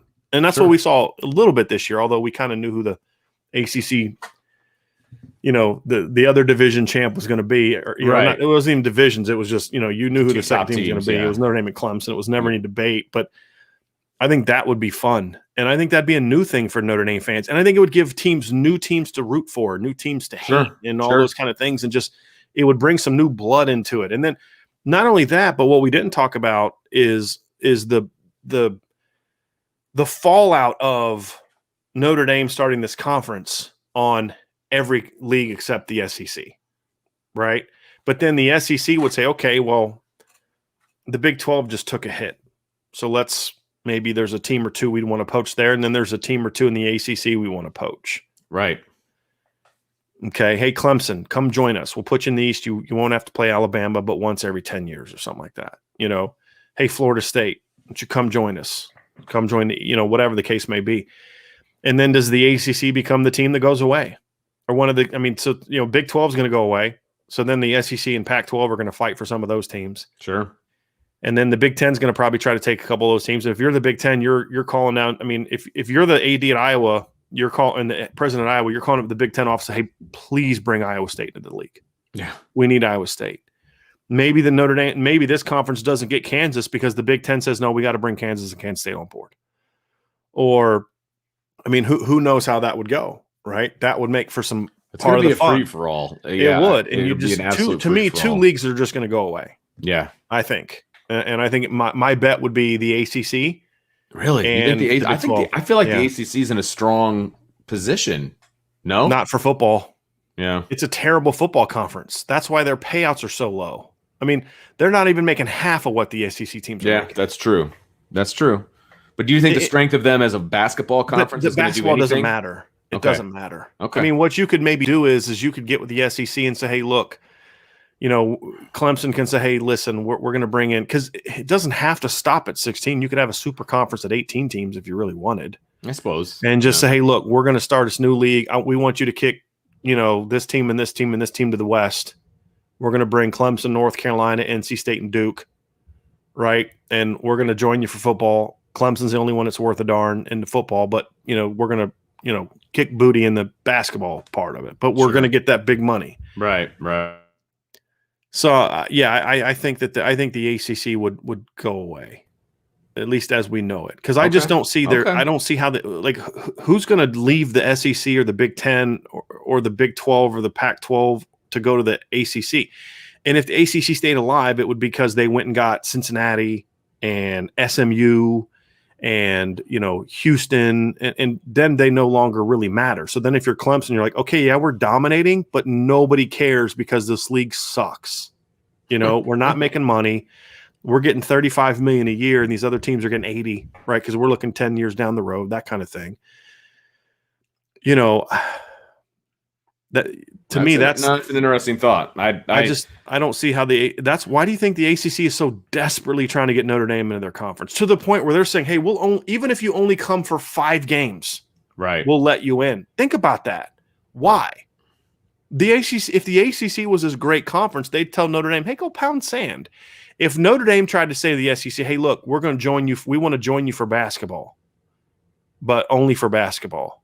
Or if they tried to do that with the Big Ten, but we're going to stay independent football. The Big Ten say, no, go pound sand. You're going to join us for everything or not.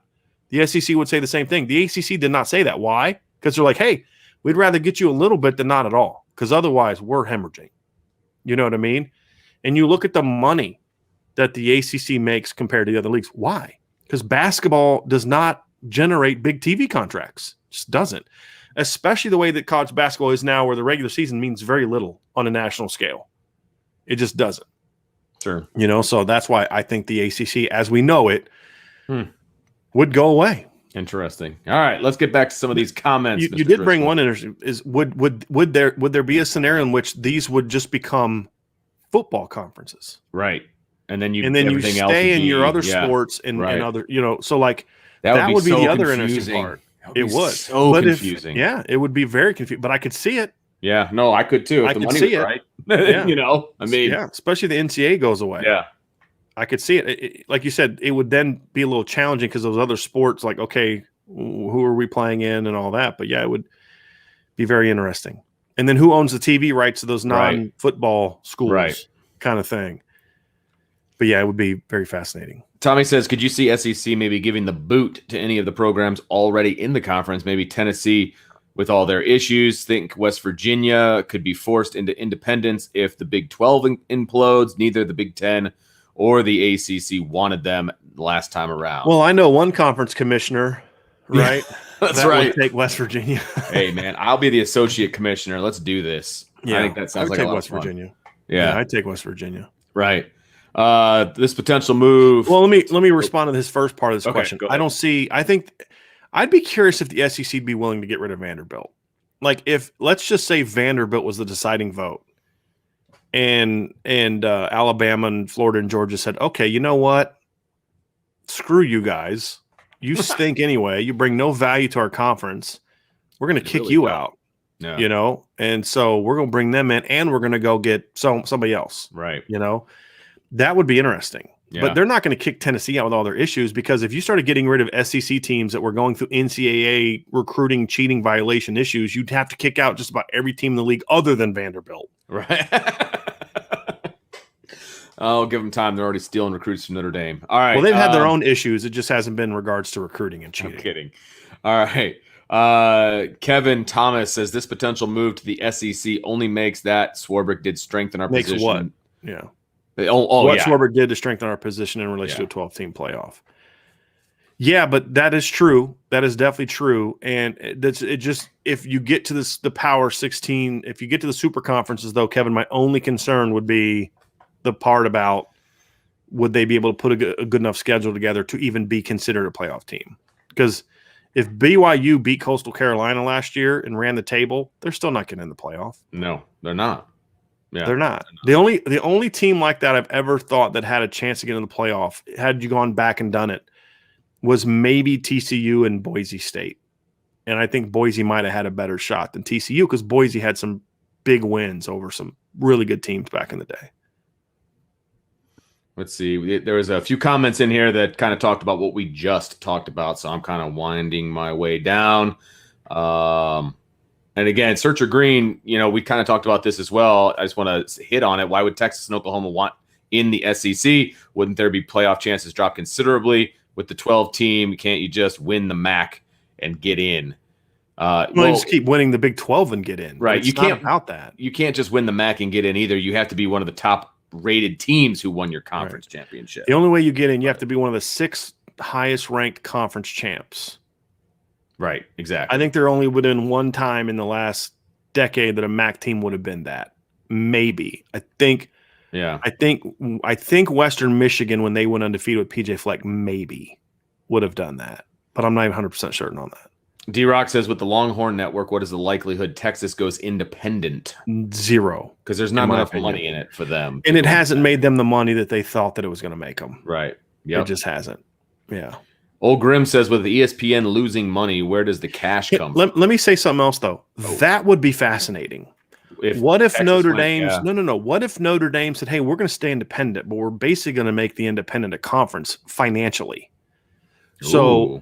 ESPN or CBS, it's the independent league, right?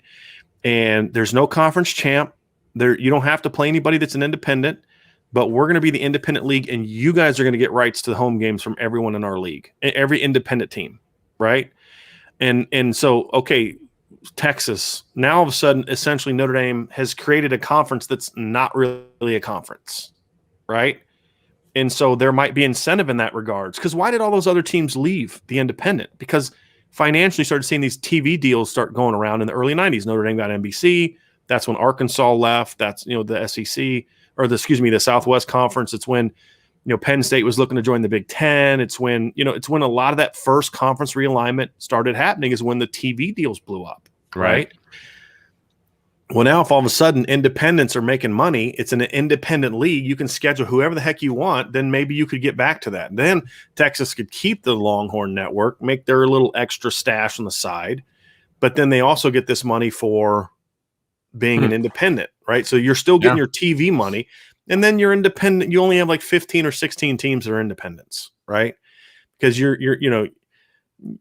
okay, it's going to be these programs. So if like UMass and we're not giving UMass $50 million. We're not giving Liberty $50 million. It's these programs that are part of the independent league kind of thing would make it very interesting. Maybe they could do something like that. And then that's where you'd have the Texas would have that desire to do it. But just the Longhorn Network alone isn't, because Texas isn't looking to just survive. Right.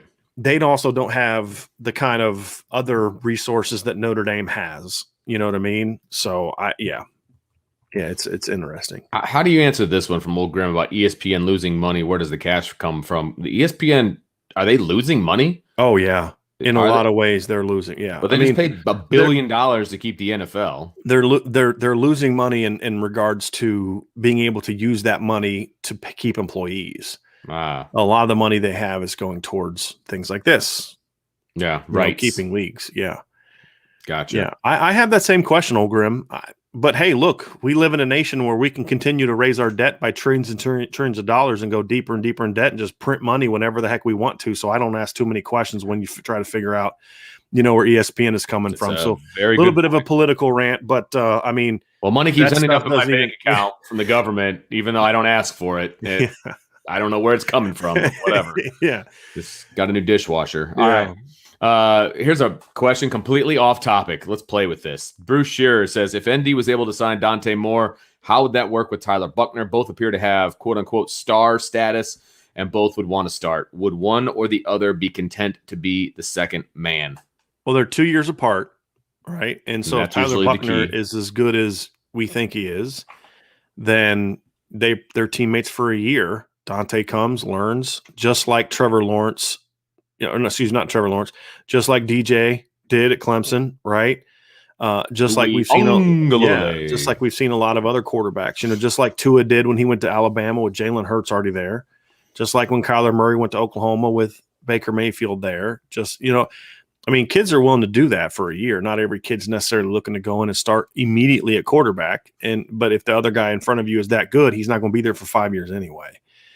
So I think that's the way it looks. Because look, then you go to say, well, what are the other schools he's looking at? He's going to go to Michigan, right? Well, they have J.J. McCarthy, who's in the same grade as Tyler Buckner. He's a 5-star quarterback. You're going to go to Ohio State. They have Kyle McCord, who is a top 30 quarterback, right? Top 30 national player. Yeah, right. Not top 30 quarterback, top 30 player. In that same class. And then in 2022, they have a commitment from the guy that everyone except, I think, SI All-American, and that's because I don't think he's the best quarterback in the country. Neither is John Garcia. And that's when we came up with our quarterback list. We like, okay, he's not the best quarterback in the country. Maybe he will be someday, but he ain't right now. But he's considered the number one player in the country and all this, and Quinn Ewers. So, okay, then where do you go? Okay, I'm going to go to Clemson. Oh, okay, they've got Cade Klubnik.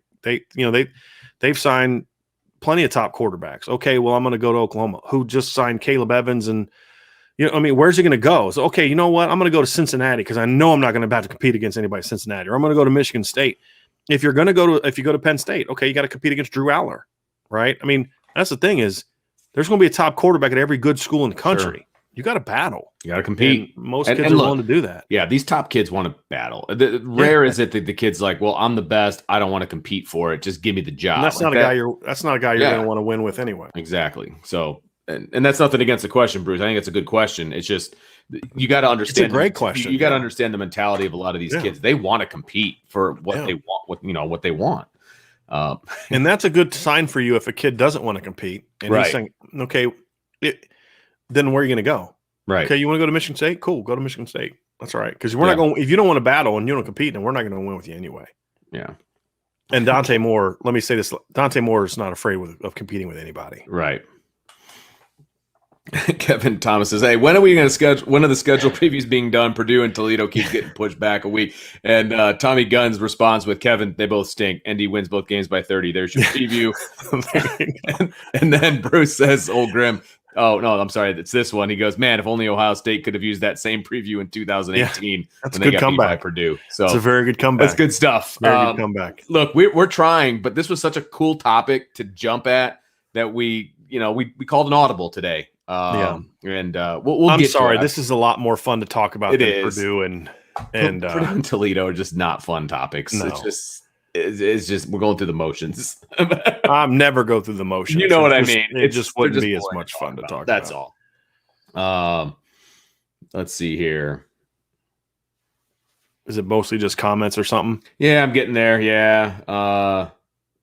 Here we go. Nolan says, please join the Irish Breakdown Champions Lounge board. Lots of great discussion going on, and the more the merrier. I enjoy talking Notre Dame football with anyone and love some discussion. Okay, so Nolan did join yesterday, so that is not a paid advertisement. He is not a plant. Yeah, no, he's not someone I put in there to convince everyone to join, but I appreciate that. Nolan's already jumped in feet first, or head first, actually, with a lot of his comments. So, yeah, I appreciate that. And I definitely want to get the more conversation going, So, I have been blown away by the number of people who have signed up so far, but a lot of people that signed up aren't talking. So let's engage. Get it in there, baby. Let's discuss. D-Rock says, I'm hearing 75% of the SEC schools, 11 of the 14 must vote yes for Oklahoma and Texas to join the SEC. Hearing A&M, Missouri, and Vanderbilt are definite no's. So they only need to find one more. And then this doesn't even happen anyway. So I'm going to have to look more into that because I've heard I've heard that it's got to be 4 is what I read. Now, again, a lot of this is kind of still up for debate, but 11 of the 14 saying yes is 78.5%. That's over 75%, right? Because it's not. Here's the. I think a lot of people are doing this math and thinking 12, but like it's 14 teams. 11 divided by 14 is 78.6%. So over 75% would say yes. Right. So you based on what you just said, if you're hearing that 75% of the schools must vote yes, then 11 of 14 is 78%. So that would say they're getting in. So you need a fourth That's team. what I'm saying. I think the fourth, you have to have a fourth school that says no. Right. If I, because then you get under 75%. You're 100% correct. Yes. Well, in the math, I am. But again, just because the math makes sense doesn't mean that the rules are set up. Oh, I see what you're saying. Yeah. Yeah. I have a feeling I'm about to get bumped because my little rocker, arm is about to hit the bottom, and that's usually when it bumps me down. Okay. And I'm at 130. So okay, so kind of where I am right now. Oh, good. All right. So, real quick. So Nolan also says the throwback pants Alohi is wearing in the login screen. That's for Irish Breakdown. So if you go to sign in for a new account or log in, there's a photo that my wife actually took during the BC Notre Dame game in 2019 because she also does photography. And yes, I have a super talented wife. It looks a million times better than the current mustard color they're wearing. I agree. We talked about this in the show. And Nolan, I think this might have been a little bit before I remember you really being someone who asked a lot of questions. Maybe you weren't listening. You hadn't discovered us yet. But we actually put that photo up on the show one time. And if Notre Dame permanently went to those 2019 throwbacks, with those pants, awesome. I would be all about that. And the numbers were huge and easy to read. Would be all about that. And everybody in the press box that I talked to that day was like all about, like everybody just loved that look. Yeah, everybody, including myself. I I'm hugely on board. So I wouldn't necessarily like the mesh, like the throw. They did like a mesh looking thing. Yeah, because they wanted to make it look 88. like they were the I'm mesh. fine with the jerseys the way they are now for the most part. Yeah. You know, maybe the number's a little bit bigger, but it's more about the pants. That would be the thing that would need to change for me. I get that. I did get bumped, okay, Brian. So I am now officially at 2:00. Okay, so Domer Grizz, excited to see more of the new Telestrated Football 101s. Hope you don't have any more technical issues today. Thanks for all you do. We're still working through that. So today we will be having a Football 101. Still trying to figure that out. I haven't been able to get my technical wizard down here to fix that for me. Because she's doing his own job. Can you imagine that? Putting her own job, her own business in front of mine. Can't believe it. I know. So disappointed in her. Nolan says A&M is saying that they joined the SEC for the exclusivity. They wanted to be the only Texas school in the SEC, and that's something, Vince, that you had mentioned. Yep, you mentioned earlier. So yeah, they're gonna try to throw whatever. They're try to block them out. Yeah, and I get it. I get it. Yep. Here's an interesting comment from Searcher Green, who's from Alabama. He said SEC would probably remove A&M and Missouri to get Texas and Oklahoma. I mean, I don't know what that would look like. I don't know how long those teams are signed into the SEC, but I mean, if that was my choice, either no Texas and Oklahoma, but we keep Missouri and A&M, or forget you guys, you're gone, and we're going to take them. I mean, that's honestly the weight that if the SEC really wants this to happen, that's the weight they can throw around. If you don't vote yes, we're going to kick you out of the league. I mean, we're going to get Texas and Oklahoma. So either you're in the SEC with them, or you're not in the SEC anymore, and you can replace them in the Big 12. Yeah. And if I was A&M and Missouri, I'd say fine. Bye. I really would. Yeah. I wouldn't want any part of that action.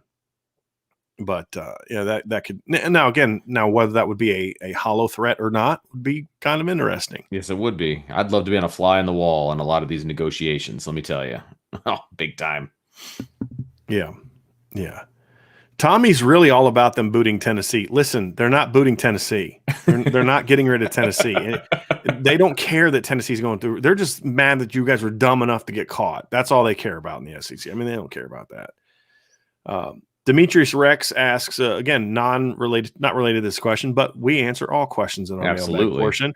Are we going to start Tyler Buckner out against Ohio State for the first time next year? There surely has to be some sort of quarterback transition plan midseason this year. No, there isn't, and there shouldn't be.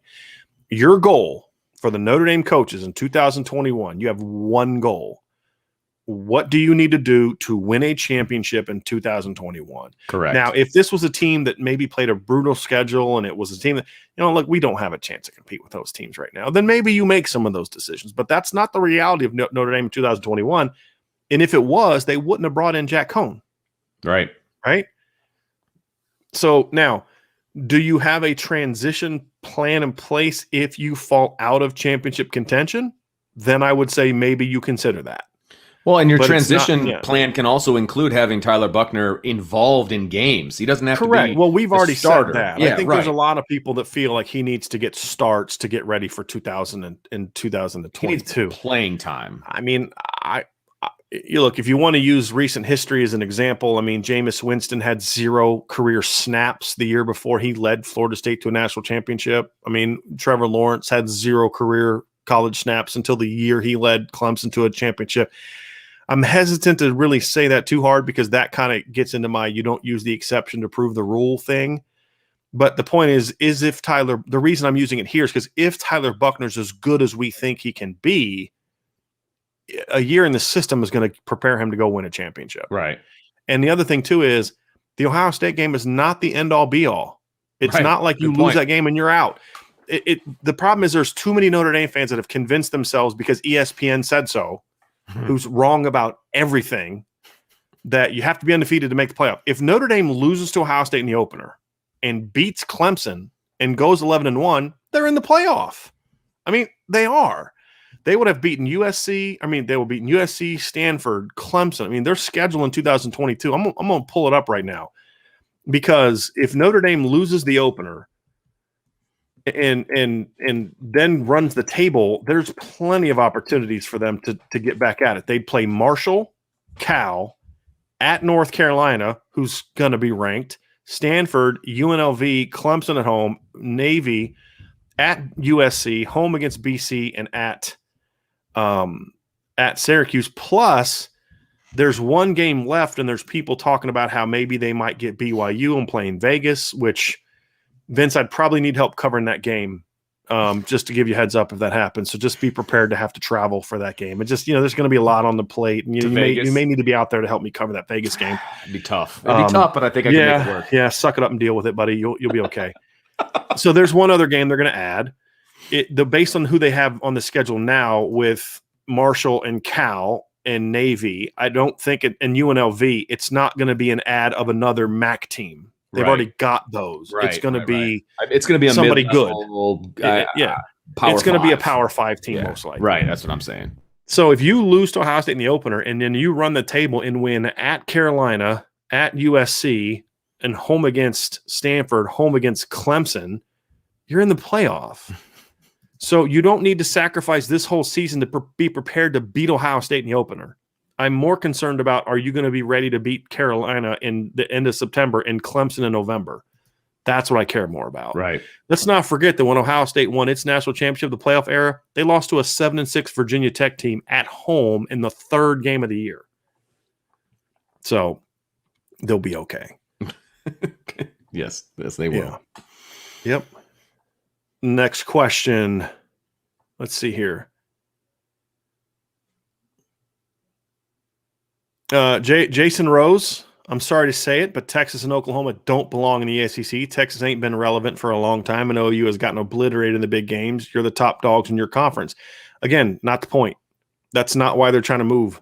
They're not trying to move because they think somehow playing a tougher schedule is going to give them a better chance to win titles. They're trying to move because they're going to get tens of millions of more dollars a year, which then over the next decade equals hundreds of millions of dollars.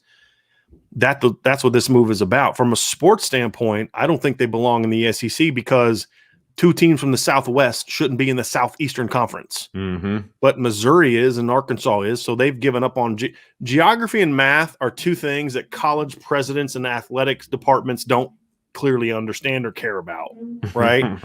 Right. But it is what it is. But I mean, that doesn't matter. That's not that's not what goes into it. And again, we're all looking at this as this is where it is right now.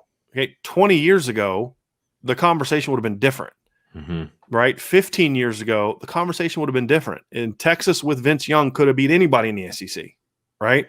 Oklahoma's had stretches in their career where they could beat anybody in the SEC. Okay. It wasn't that long ago, 15 years ago, Alabama would have lost by 40 to Texas. Right. Right. I mean, you really want to put that 05, 06 Texas teams against an Alabama team from 05, 06? Alabama, you know what I mean? Back then, yeah. Right. I mean, I'll put my money on Texas. It's cyclical. You have to make these decisions long term, thinking down the road. Not like what gives us the best chance to have a great conference in 2024. It's what's going to make us the most money and make our league strong for the next 20 years or 10 years or whatever the case may be. And the reality is, anyone with a brain in the SEC is going to say, yeah, we can add the Dallas market to our conference. Sign me up. I don't care what their football team has or hasn't done. We're going to get the Texas market. Thank you. Yes, we'll take that. Tommy Guns, he asked this question. Apparently didn't know where we were going with this show today. Could Notre Dame, Texas, and OU start a new conference? Yes. I think that's a great idea. Yes. Searcher Green, who's from Alabama, said the other SEC schools don't really care what Missouri and A&M's opinions are. They have still never been considered real SEC schools, willing to bet whatever Alabama votes will go, the others will follow suit. Again, I think you're mistaking self-preservation. You're overlooking the idea of self-preservation that some of these schools are going to have. Alabama doesn't care because they're Alabama, right? But there's a lot of teams in the SEC are going to look at that and say, yeah, that's not good for us. And there's going to be at least a few presidents and ADs are going to say, yeah, this may make us some money, but we're going to suck.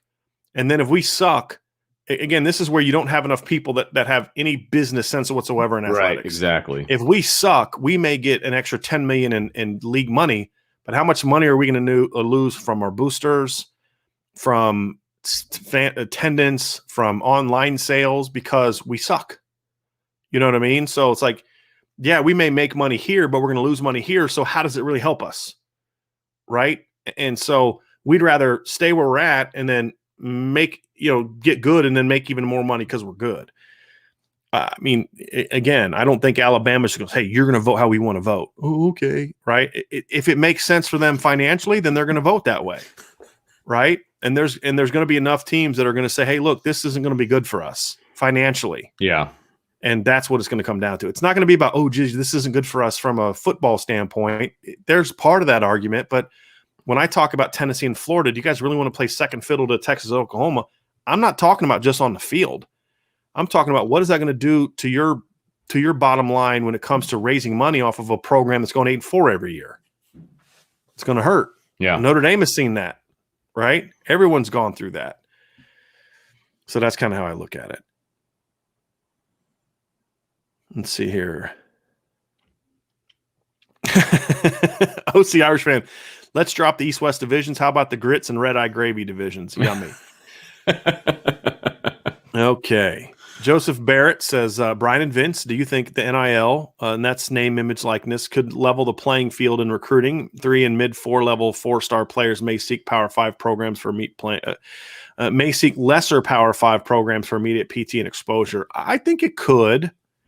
I mean, I still think a lot of these kids are going to say, if I'm being recruited by Bama, I'm still going to have, you got to remember the brand that's going to be behind you. But also I was going to say too, Vince, is Joseph's problem again is he's using common sense, right? Common sense would tell you, Joseph, and this is a compliment to you, not an insult, is, hey, you go to this other school and you're going to be the guy at, Purdue as opposed to the third string at Ohio State.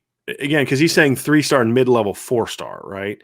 You're not going to make money being the third-string quarterback at Ohio State. Now, if you're a 5-star, you're going to go to a big-time program because Bryce Young has not played a meaningful snap in his career. Nick Saban's already saying he's like getting close to 7 figures, right? Why? Because he was the number 1 quarterback recruit in the country coming out of high school, and he played at Modern Day. And he's about to be starting at Alabama. Right, but that's why. And whereas another can say, hey, look, I'm going to make a lot more money being a 4-year starter at Purdue than I would 3-year starter, maybe a year starter at, Notre Dame or something like that. I think there's that would make a lot of sense. The problem is a lot of kids don't, and a lot of parents don't have a realistic understanding of who their kid is. I've shared this story before. I was coaching D3, and I'm using this example for a reason. I was at a D3 school, had an All-American running back that year, set a school record for all-purpose yards and touchdowns. We had our first 10-win season in school history that year. We made the college football playoffs for the first time in our school's history. We won our first-round game by 50, and it was because of our run game. I was the running backs coach. After almost every game, my 4-string running back's dad would stalk me around the campus asking me why his kid wasn't playing. If that's happening at the Division III, the point is, if that's happening at the Division III level, do you think some parent whose kid is getting offers from Power 5 schools looks at his kid and says, hey, he's a 3-star, he should probably go to Kansas? No. They're thinking, go to Oklahoma, because if you start there, you're going to make X amount of dollars, right? I'd like to think that common sense would prevail, and with some kids it will, but there's also still going to be a lot of kids who see that potential of getting X number that so-and-so got at that school compared to the max at this other school is not even what some starters are getting in another school, and I want that money. Well, and sometimes the money won't matter. I mean, for some kids, the money's not going to matter. I mean, is it going to be in the conversation? Sure. I don't know. Well, I mean, we're going to have to see how it plays out as far as, what schools like. School A can be like, look, you're going to make this if you come here because we've already got it all lined up for you. NIL, we got it lined up. You're going to make this, versus another school that does the same thing. The money's not the same, but the opportunity is better to play more. Right. Who knows? I don't know if that's something that these kids are going to have to factor into it. And exactly. Unfortunately, a lot of kids aren't going to make a smart decision. And now it's more and more kids are going to be making what they believe to be a financial decision. And that's unfortunate. That is unfortunate. going to a smaller school and making X amount of dollars now and getting that opportunity to maybe present yourself for the next level as opposed to being a backup at so-and-so school is, has to be factored into it as well. Sean Higgins asks, I've noticed Reese and Freeman making the rounds in the podcast circuit in recent weeks. Curious, does the program push them to make these appearances or are they doing that on their own? Neither. Yeah, I was going to say. How it works is we make requests and they say yes or no. Yep. And they have to go through. Ultimately, Brian Kelly can say, no, you guys aren't talking to anybody in the media. Kudos to Brian Kelly for letting them do more of this. Brian Kelly did not have to say, yeah, it's okay for Coach Reese to go on Irish Breakdown. He didn't have to do that. He has the ability to say no. And my understanding is in the past. And my understanding is all of these interviews have to go through him. They have to get the okay because you have to go through the SID. If I set up an interview with Tommy Reese and I did an interview and I didn't involve Katie Lonergan in it, she'd get on me, rightfully so. Because it'd be, hey, Katie, I don't care what your job is. Screw you. I'm going to go do this because it's going to be good for me. That's a terrible way to develop a relationship. And it'd be undermining her, and I wouldn't do that. So you go through Katie. She goes to the coach to make sure the coach wants to do it. The coach says yes. You got to get the approval from the boss. And the boss has to say yes or no. So the fact is, the fact these guys are making these appearances to me shows that Brian Kelly, it's another example of Brian Kelly turning over a little bit of a different leaf, new leaf, and saying, hey, I'm going to let my coordinators get more exposure and experience, which helps them in two ways. Number one is obviously it helps them prepare to get their names out there for future head coaching jobs. The other thing is, and this is something that's always drove me nuts, it's great for them on the recruiting trail. When recruits can see these guys on TV and see these guys and, hey, come play for me, they become these personalities almost. That's good for your program. Sure. As long as you have coaches that are going to not embarrass you. Right. And Brian Kelly has two very smart, savvy coordinators that know what to say and what not to say and aren't going to make the program look bad. Yes. And that's another part of it. And that's part of the reason Bob Diaco got kind of pulled back. Like, this guy just keeps saying dumb thing after dumb thing. Or weird thing after. A better way to say it is not dumb thing because he was a really smart guy. It was weird thing after weird thing. And it's just like, this guy's a little off, and you pull back on it. Well, and if I'm the head coach, I want all that to go through me as well. And so I'm not in any way knocking Brian Kelly for having the final say and who gets to talk to the media. I would want that as well. And you're right. Kudos to him for allowing it to happen and getting those guys out there. That's good stuff. Yep. Orange Glove Guy says, what is the reason for timing? Why is this being leaked today?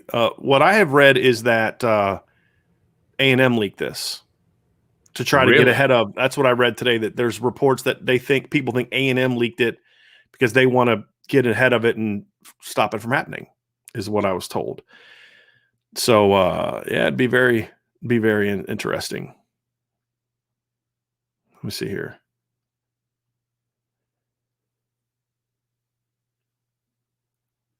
Let's try to find some questions here. There's a lot of comments. This is Jay Wiki Jr. asked this question. This is part of it too. We didn't discuss a lot. I do wonder what will happen to the rest of the Big 12 teams.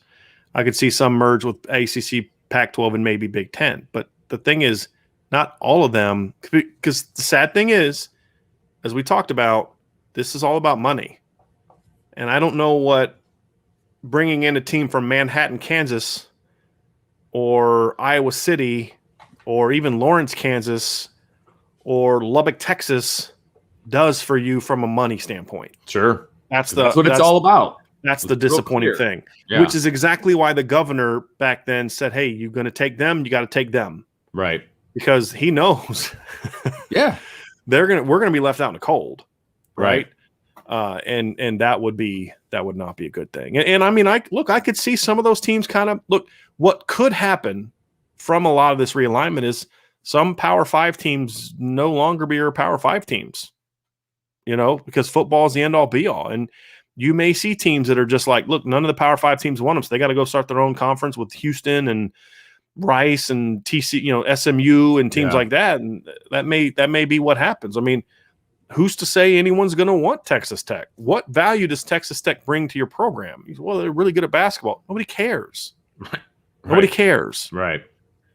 It's about money, and there's no market. There's no Lubbock, Texas market that you're dying to get into. Now, TCU may, because you may say, hey, look, if you're the Pac-12 or the Big 10 hey, we're not going to get the big Dallas market, but we can get a chunk of the Dallas market by getting TCU, right? Because Dallas Fort Worth area, that TCU's in Fort Worth. So I think there's some of those teams may bring some value, but the team playing in Waco, Texas, Baylor, the team playing in Lubbock, Texas, Texas Tech is not going to be in it. Right. Yeah. Our Farsirt. Sorry if I butchered your last I think name. that's a Big Ten person. Okay, well, Notre Dame's never going to join the Big Ten, so I don't see it. It's never going to happen. He or this person followed up with, ours would help the Big Ten compete with the SEC. True, yes. I think the Big Ten would certainly help with that, but it does nothing for Notre Dame. There's like no value to Notre Dame joining the Big Ten whatsoever. Right. It's all for the Big Ten. And again, when Notre Dame wanted to join the Big Ten, and we're going to have a second part of that coming out today. That second part of that article is going to be coming out. As soon as I'm actually done with this show, I'm going to edit that and put that up. But yeah. And Searcher Green says the Irish aren't worried about helping the Big Ten. And right. I tend to agree with that. Well, they would if it meant also if it benefited them. Sure. Like if there was value to the Big Ten, to joining the Big Ten, then I think Notre Dame would get over their hurt feelings from the Big Ten's anti-Catholic stances of the past. If it was the best thing for Notre Dame now. I wouldn't get past that, but the people the grown-ups making the decisions would get over that, in my opinion. Yeah, as they should. You know, they're not looking at it as a fan like I am. They're looking at it from. But there's just when I'm being serious now, as far as why I don't think Notre Dame would ever join the Big Ten. It's not because of the anti-Catholic thing in the past. That's part of it, right? Yeah. That's part of the whole package. But it's mainly about there's nothing in it for us to join the Big Ten. If the Big Ten made them an offer they couldn't refuse, then I think they'd strongly consider joining. No question. Jay Wiki says, if need be, I'm all for Notre Dame to the ACC, but that's only if it's deemed necessary. And look, if Notre Dame is going to join a conference right now, that is by far the option that is on the table that I believe will happen, right? Mm-hmm. I mean, look, I think it was a lot of fun putting together kind of our NAC, conference and all that. Mm-hmm. But that would take a lot of work, and that would be a lot on the plate of Jack Swarbrick and whoever else he got to kind of get that thing going with him. And so, is that going to happen? It's a long shot. So the ACC is the clear path for Notre Dame as long as that stays together, as you kind of talked about before. Jermaine Berkeley kind of brought something up during the channel too, which is kind of along the lines of what we talked about. How about Notre Dame using its weight with the television networks to drag schools out of conferences and getting them TV deals? Texas and a few others doing this already. That's kind of where our whole thought process came, is like, look, if you're going to do this and you're going to be forced into a conference, do you want to be a victim of the change or do you want to be a leader of the change? And that's essentially what it boils down to. Andrew Goss says you should put Cincinnati in it too. I don't see what value Cincinnati adds. I mean, look, the Cincinnati Reds are considered a small market baseball team that struggles to, compete and keep their players, right? I don't think there's a huge TV market in Cincinnati, at least not one that would be important enough to throw them in there. And I don't know if they bring the sports credibility that a West Virginia would bring, for example, because there are some teams in there that aren't in there because of the TV markets. That's why West Virginia's in there. Right. Yep. But, if you wanted to say, hey, put Cincinnati in over West Virginia, I'd probably push back on it a little bit, but I wouldn't be like, that's a terrible idea. Don't do that. I mean, okay. I mean, we can have that conversation, but I just think, again, the financial part of it doesn't seem to make as much sense. D-Rock says if one conference becomes a super conference, other conferences will do the same. They're going to have to. That's the whole point of this conversation today. We agree they're going to have to. Yeah, there's no question about it. Once it starts, it's not going to stop until it's right. It's going to be a complete reshifting of. And I like to use references and stuff. You ever watch that movie 2012? I have not. I know it's actually pretty decent, but like the whole Earth's crust destabilizes, and eventually things the continents realign. Well, that's happened. If you read like geology and history books, that's happened before in our time, where the things realign and eventually it settles and now you have your new continents, right? And it's the same thing here. It's not just gonna be like a couple schools and then everybody else like, okay, well, you do we're gonna just hang out. It's gonna set off a tidal wave of this, because again, they're gonna see the money that the SEC gets from ESPN in a renegotiated contract and say, hey, yeah, we want a piece of that. Right. What do we got to do to get a piece of that? Hey, Notre Dame, Right. And that's the other thing Notre Dame could do is they could sit back and just let a bidding war start for them. Sure. But I don't see how that necessarily is going to be the best thing in the long run. I think it's going to have to be – I would like to see Notre Dame say, hey, look, we're going to set that agenda. We're going to determine what this conference is going to look like and be the leaders of it. And I think that would be a lot of fun. R. Farsiert says Irish scheduling is in trouble now. It's not in trouble in any way. They have no problem scheduling who they need. Yeah, I had passed over that one already. Okay, fair enough. Where are you at? I think I'm at 209. Okay, I'm down at 217. Oh, well, I'll join you because you've gone through passed all over. Yeah. Okay, so you've gone all through all that. Yes, good. I love that. I will. And join Jay you. Wiki Jr. I believe went to Iowa State. Do my guys a favor and at Iowa State, please. And honestly, Iowa State was part of my original thought process. But again, as I stopped looking at it just from a sports standpoint and a football standpoint, and you start looking at the basketball / market thing, I just don't see where Iowa State brings you a lot of value. I just don't. Alan English says if Kansas and Kansas State were in different conferences, the state would burn down. Maybe, but there would have been people in Texas that would have probably said the same thing about Texas and Texas A&M.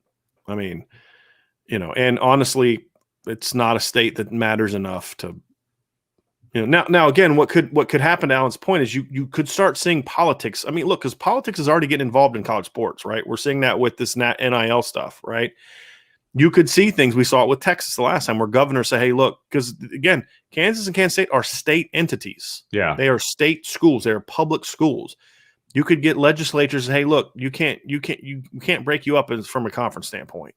You have to be in the same conference. And they could try to use that to leverage both teams getting in. But at the end of the day, in schools, in places like Iowa and Kansas, there's just not enough.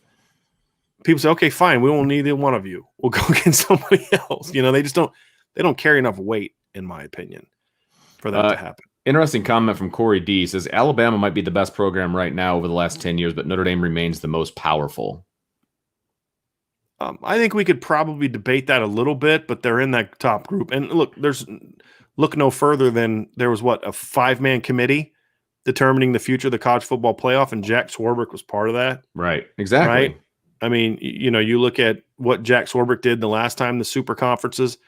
If Alabama tried to throw a weights around like that, people say we don't care because Alabama has a great on-field product. They're not a school that's necessarily has the overall weight to make those type of financial decisions, in my opinion. I could be wrong, but that's just kind of how I feel about it. But to your point, yes, Notre Dame is still a very powerful entity. Yeah. There's no question. Orange Glove Guy says, now you'll really know if Notre Dame is trolling IB if Swarbrick announces the new conference proposal. There's no question. There's no question. It's a great comment. I'm sending them both those pictures. I'm just going to, hey, just in case you were, thinking about this, here's a great plan. No, I think if anything, it would be more of a, well, that's never going to happen now. Yeah, exactly. Right. Driscoll thought of it. We're definitely not doing that. So you can see how much influence I had when it came to the college football playoff realignment. Really listen to me there. Yeah, right. D-Rock says thoughts on BYU in the West with Utah. Yeah.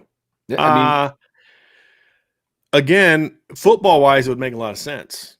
I mean, that and even other sports, BYU's got a pretty decent basketball tradition too, right? Yeah. So sports-wise, it would make a lot of sense, but I just don't know if it would be something that would make sense money-wise. There's a reason that nobody seems to want BYU. Because it just financially, there's nothing in it. Right. Plus, you have to make certain considerations for sports because BYU has certain religious things. Like I don't think they can play games on Sundays, right? I believe I think that's accurate. I believe that's something that still is a thing, and so it's just like they're not going to make us enough money to where it really matters. Yeah. Nicholas Galley has. Can I just say one thing on that? Yeah. No, you can't. If this, I was trying to be nice. Okay. You don't want me to be angry. If we're just talking sports, I would love for BYU and Utah. Yeah. If we're just talking sports, I'm getting all the rivals together in this, right? Like I'm going to like this team in here and this team in there. And at least even if there are ones in the East, ones in the West or North and South, whatever, I would certainly do that. But I'm also trying to be somewhat realistic with this as well of will this happen or not? I have no idea. I doubt it. I doubt that in a week they're going to say, hey, we're going to start this new conference and it's going to, Driscoll prophecy. I don't think that's going to happen. That's a lot of phone calls to make. But if we're going to have this fun, hypothetical conversation, I want it to at least be somewhat rooted in a reality of what could happen. Or this is something, it may not look like this, but it'll be based on these type of decisions. And that's what we wanted to focus on in the show. Yeah. Just looking at it from what would we make for the best football conference isn't going to make a lot of sense. And part of it too is you can't add, like Vincent had, you can't add 16 powerhouse football programs. Right, exactly. No, they're not going to do that.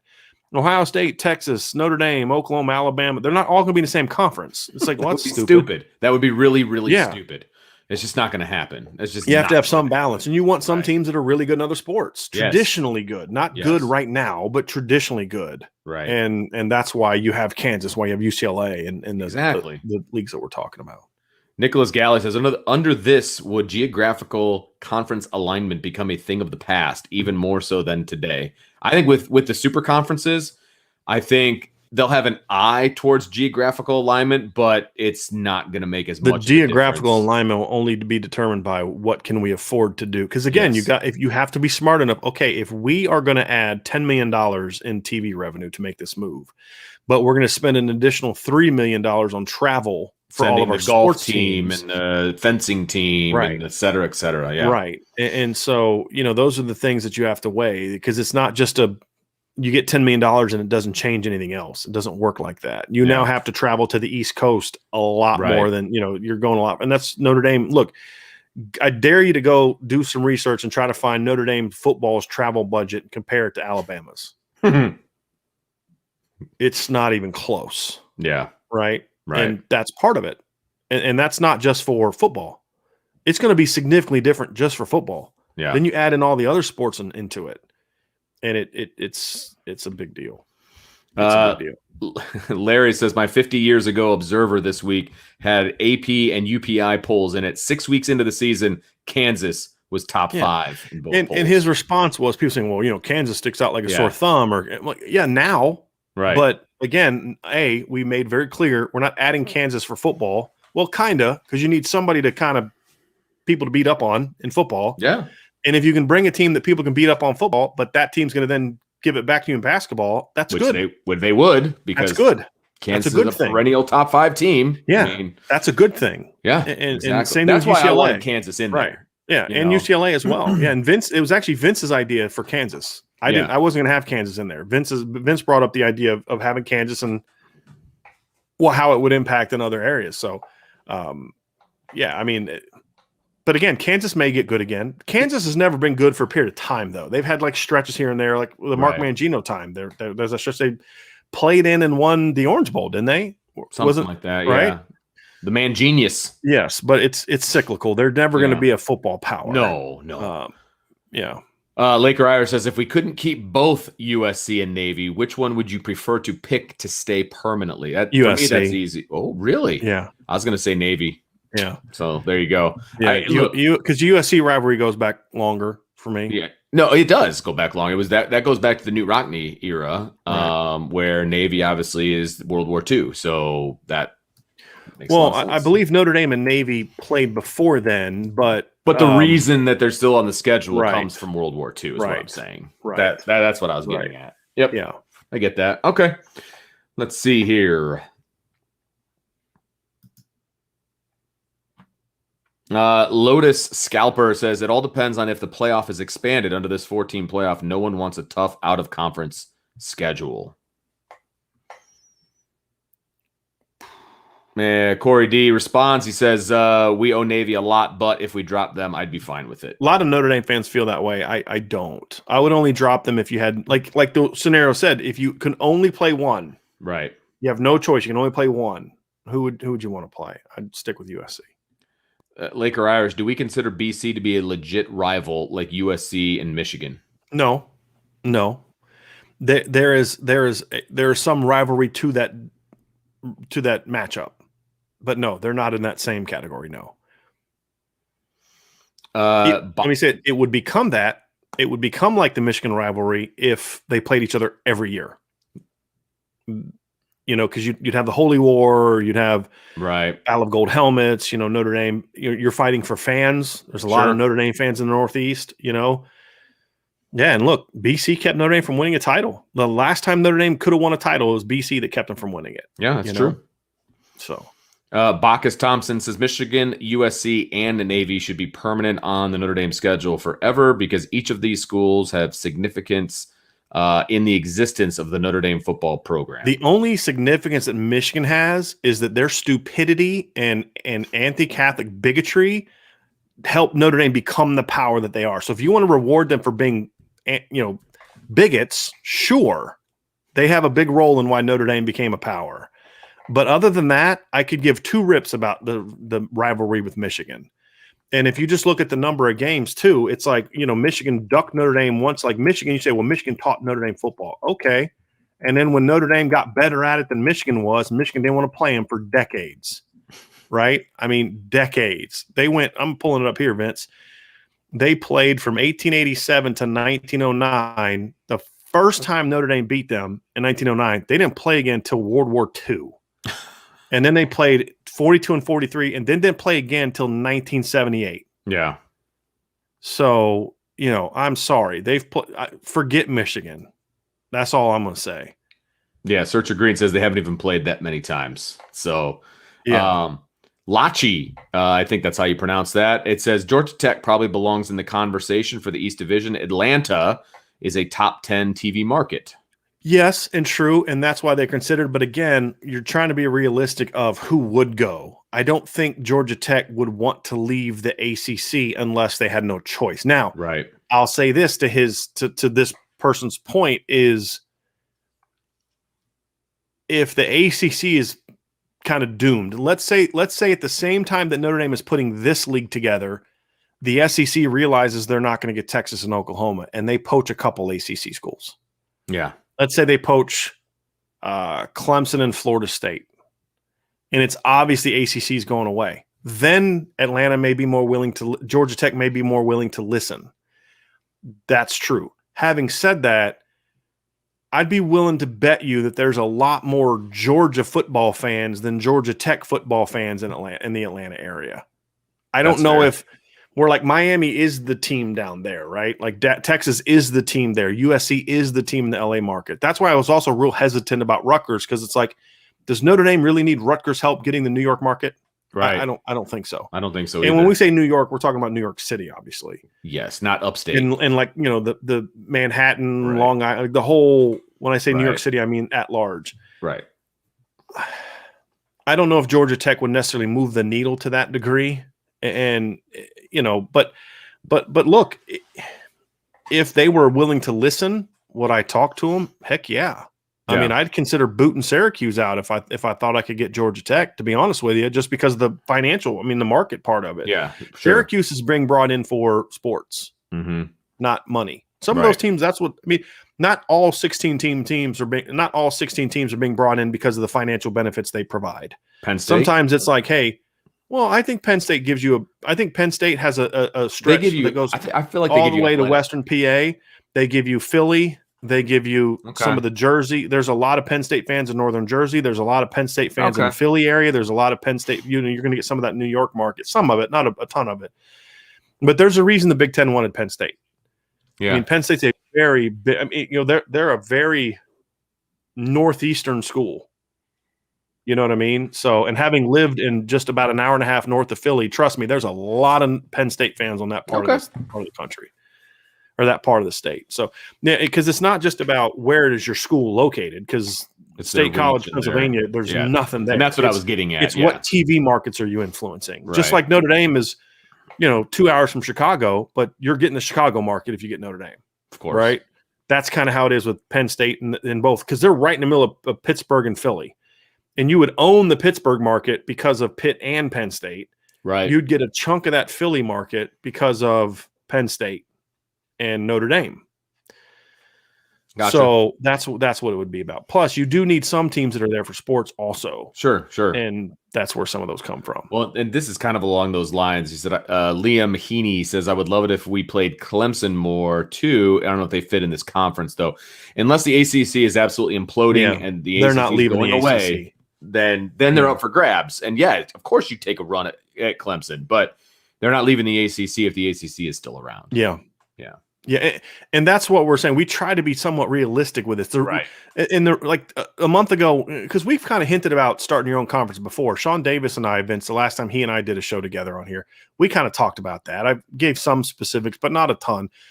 A week ago, if I'd have had a conference realignment discussion, I would not have included Texas, Oklahoma, and USC, Nebraska. It just wasn't part of it because I was looking at more of like the Northeastern, the regional thing.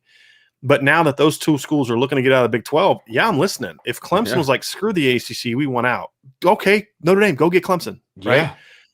Because sports-wise would make some sense. And there's the East Coast, that Mid-Atlantic would give you some Mid-Atlantic flavor. But, again, would Clemson give you the same kind of financial impact that you would get from Texas, Oklahoma, and USC? No, it wouldn't. So, again, you have to look at that. Yes, Clemson's a great football program now. But are they sitting on this giant sports market that you just have to get a piece of? I don't think that they are. I mean, I think Miami might even be bigger than that in that regards. Because, again, that's got to be factored into it as well. And part of this is if you're building a conference, okay, what programs are we going to try to promote to get them good? Because they're in this giant market. And that's part of it as well. Liam says, I think the SEC is still a little deeper, but this would be the only conference that comes close to matching them top to bottom. Yeah. I'm sorry, you passed over one that has to be in there. Okay, what do you got?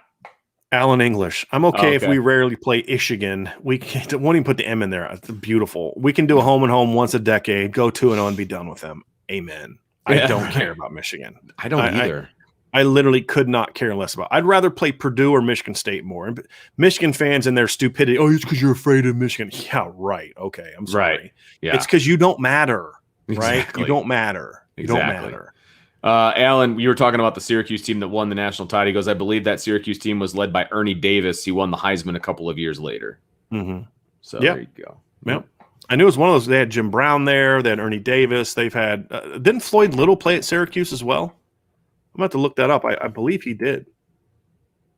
I can't he played for the Broncos, Vince. I can't believe I don't know this. Man, you should know the bios of everybody that ever strapped on. Yes, he played at Syracuse, so I did know it. Floyd Little did play for Syracuse. So they've had some great running backs. There's no you got that one right. They did. Liam says, if Nebraska's unhappy in the Big Ten, what makes you think they'll be happy in the NAC? Just the money? ? Well, yeah. I mean, that's why they left the Big 12. That's a big part of it, yeah. I mean, why else did they go to the Big 10? Because they were dying to get that Nebraska-Wisconsin series rolling. It was all about money. And it was part of us to get away from Texas. Well, then they realized, hey, our brand doesn't really mean a whole lot when we're not playing Texas and Oklahoma. And, because Texas was obviously a Southwest Conference team. Oklahoma was a Big 8 team along with Nebraska. But once you lost those rivalries, people stopped giving a crap about Nebraska. Once they stopped playing Colorado and – I mean, am I wrong? No, I'm sorry. I was looking at comments. Yeah, no, you're absolutely right. You're absolutely right. No. Mace AC says, if the Soviets played against Michigan during the Cold War, I would have rooted for the Soviets. I would have rooted for Michigan, but it would have taken me a long time to determine between the two, and I would have felt really dirty about it. I'd have been like that scene in Ace Ventura, when he's just like crying and cleaning himself off because he felt dirty.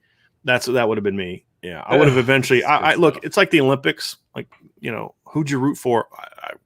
It's like people ask me in the boxing match. Well, who are you rooting for in this boxing match? Who's from America? They both are. I don't care. Oh, this guy's from America. I'm rooting for that guy from America. Yeah, right. That's just kind of how I am. But I still would have felt really dirty about it. It's like, well, if we can maybe give Michigan to Canada, then I would root for the Soviets. But they're still Americans, so I got to root for them, even against the Soviet team. Jeff Perry says, speaking of ND versus UCLA in basketball, when you play 28 or 30 regular season games, you should be able to play everyone in your conference at least once. We tossed around, you play everybody in your division home and away, and then you could play everybody in the other division at least once, if not home and away. And then half of them, I think that would get like a little much, right, to me. Like, because then there'd be 15 other teams in your league. There'd be 30 games.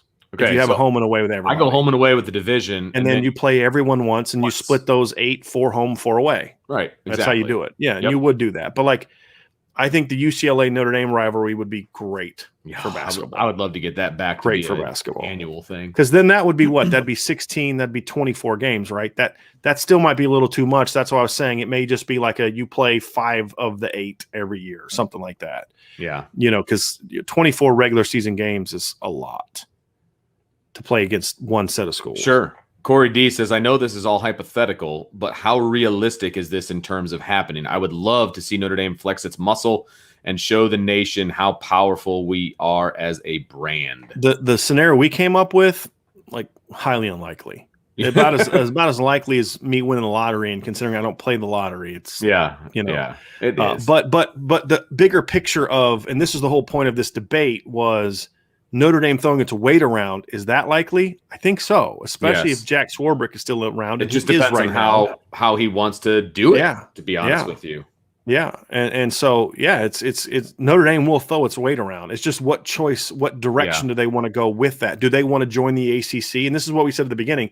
Do they want to join the ACC and then use their weight to bring on another big program from somewhere? Right. To then make the AC, and then hey, NBC or ABC, let's talk. Hey, NBC, we want you guys to throw a big, even if the NBC, like, I would imagine Notre Dame has enough of a relationship with NBC. They can say, hey, listen, we know you guys can only go so far, but whatever you can do for an offer, can you give us that to get the ACC? So then that way, if ESPN really wants it, then the ESPN has to go even further in how much they're going to offer. Those are the things I'm saying, is like they can throw their weight around, and it doesn't have to be starting their own conference. Right. They can throw their weight around in some other areas, and like, look, maybe they could throw their weight around and say, hey, look, we'll join the Big 12. I mean, and you guys stay or something. I mean, they could do that if they wanted. I don't think that would make any sense at all. But it's just more about, I want to see Notre Dame throw their weight around to make sure they're not reacting to what happened, and they're kind of like, well, we got to have to go here. Then, like, say you go to the ACC, but the ACC's been kind of pillaged of a couple big programs. Maybe the SEC goes and gets Miami. Right. And now you've lost that marker. Or the SEC goes and gets – because if the ACC completely gets removed from the Florida market, that's big. Yeah. If they got Florida State and Miami, let's just say the SEC did that. Let's say they don't get Texas and Oklahoma, and they decide to go get Florida State and Miami instead. Now you're joining a really bad ACC. Yeah. Without 2 of your best teams and then one of your bigger markets. So we do got a super chat here, yes, Ben. Graham, it's all about the money. Here you go. LOL. Thanks for the super chat, buddy. I appreciate that very much. Well played, sir. Appreciate that very much. And Grim's also bought a couple of times, has bought some Irish Breakdown gear. So we appreciate you, buddy. Oh, yeah. We appreciate that very much. Nolan says, continuing the conversation we started on the board, the Cone talk is all over the place. On Twitter, people are saying that the best record you can get with Cone is 8-4, and others are saying an awards finalist. It is rare to see a quarterback with opinions so all over the place. I'm going to address that last one. I don't think it's that rare for Notre Dame. Because Ian Book was the last quarterback with opinions all over the place. It's always – look, Brandon Wimbush was that way. Yeah. Tommy Reese was that way. Sure. Jimmy Clausen was that way. Yeah. So that last part I'm going to disagree with. That happens all the time. Yeah. Now, the top part, I don't care who the quarterback is at Notre Dame. If you take any of the quarterbacks in that room, I still see 8-4. I don't see that as the floor for this. I don't understand this, Vince. I don't get this. The last time Jack Cohn was on a football field, he led his team to a 10-2 regular season. Right. And they had to play Michigan, Penn State. They had to play Michigan and Ohio State for sure. They had to play a top 10 Minnesota team. Again, that was a Minnesota team that year that finished in the top 10. Correct. I believe that Minnesota team went and smacked Auburn in a bowl game. I'm looking that up right now. And that is correct. They went and they didn't smack them. They beat them by a touchdown. That year, Auburn beat Alabama. Okay. They played Michigan, beat them by 21. They played Ohio State on the road that year. They played Iowa. They played at Minnesota, and they played Ohio State again and Oregon. That was their schedule that year. And they still won 10 games. Right. Yet I'm supposed to believe that when he comes to Notre Dame with the talent Notre Dame has, with better offensive against talent, the schedule where Wisconsin's the toughest team on the schedule, that he can't go better than 8-4. Right. It's moronic to me. Yeah. Like, I just don't get it. I don't understand like where this is coming from. Like, you clearly aren't paying attention to anything at this point in time, and you're just trolling Notre Dame fans. I mean, some of the analysis about Jack Cohn is it's either irresponsible or you just don't know what you're talking about. And sadly, there's a lot of people, because of Twitter, there's a lot of people that are analysts who don't know jack, but they've created followings. There's websites out there, Vince, that are just a joke that people literally look at as like a news site. And that's the modern era. But, you know, I don't get it. Yeah. He won 10 games at Wisconsin, but he can't win more than 8 at Notre Dame. Okay. All right. Whatever, man. Caleb Collins, the bottom teams in the SEC won't care about Oklahoma or Texas. They get more money. They know they aren't going to win anything. A&M needs to convince the top teams it's going to make it harder to win. Yeah. So where are you at, Vince? Because I got booted down. 252. Okay. I got booted down, so you're not there yet. That's all. Okay. So I'm not where you're at. Okay, got it. Yeah, you're the one that's pulling the questions all right. now. Sounds good to me. Let's see here. Brandon says Texas A&M seems to be on a roll with recruiting. If Texas and Oklahoma join the SEC, how do you see that affecting their recruiting? Do they start to become the irrelevant team in Texas again out of the big three? Look, here's the thing. Texas A&M joined the SEC for a reason. Right. Okay? They wanted to separate themselves from Texas. They have a recruiting pitch. Look, you play in the SEC if you come to Texas A&M. Right. You're going to play in the crappy Big 12 if you go to Texas. That's a nobody cares. pitch. Nobody cares about it. You're playing this little central part of the country thing, and nobody cares. This is a legit concern it would hurt for Texas them. A&M right It would now. hurt them. Yes. Look, there's a reason Texas A&M is so against this. It's not just they don't like Texas. Exactly. Right? They don't like Texas for a reason, and Right. this is part of that. So, Brandon, I think you're absolutely right on that. You nailed it. Yeah, we talked about that.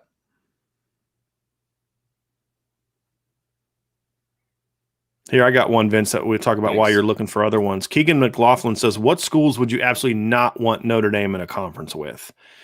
I think everyone in this chat knows one of them, and that's Michigan. I would never – and look, I wouldn't want to be in a conference with most of the SEC schools, to be honest with you. I mean, when you look at the things that are allowed in that league, well, what advantages Notre Dame have of being a part of that league? There isn't much of one. There's a lot of teams, actually, I wouldn't want Notre Dame to be in a conference with. I think that the number of teams that I would want them in a conference with is a lot shorter than the list of schools I would not want them in a conference with. But if I could say, you know, give me 5 schools you would not want Notre Dame in a conference in, I would say Michigan, and then pick any other 4 SEC schools, not named Vanderbilt. That would be my answer. It just bumped me to 309, so I think you're back. So now I'm back ahead.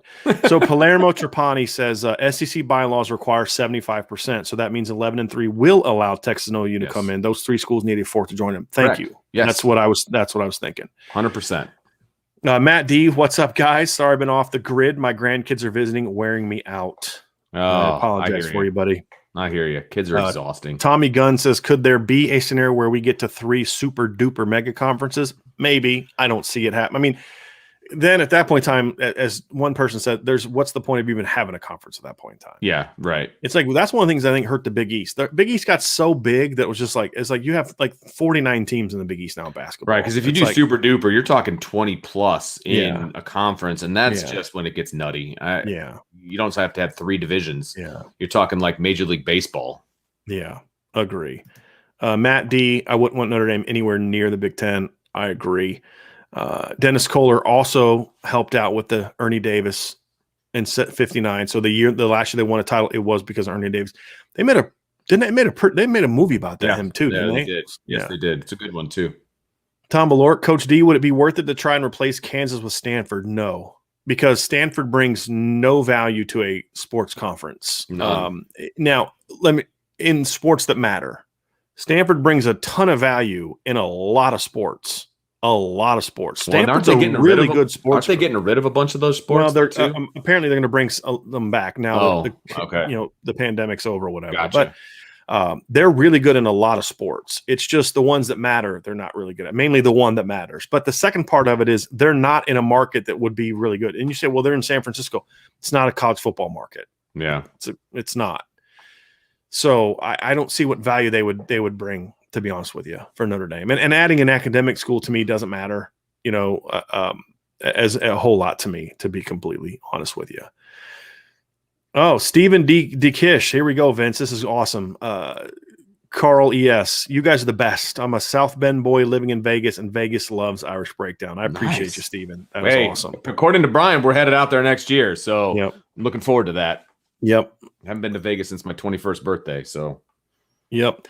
Superfan Forever says, the only one that defiantly will say no, I believe he's referring to Texas A&M.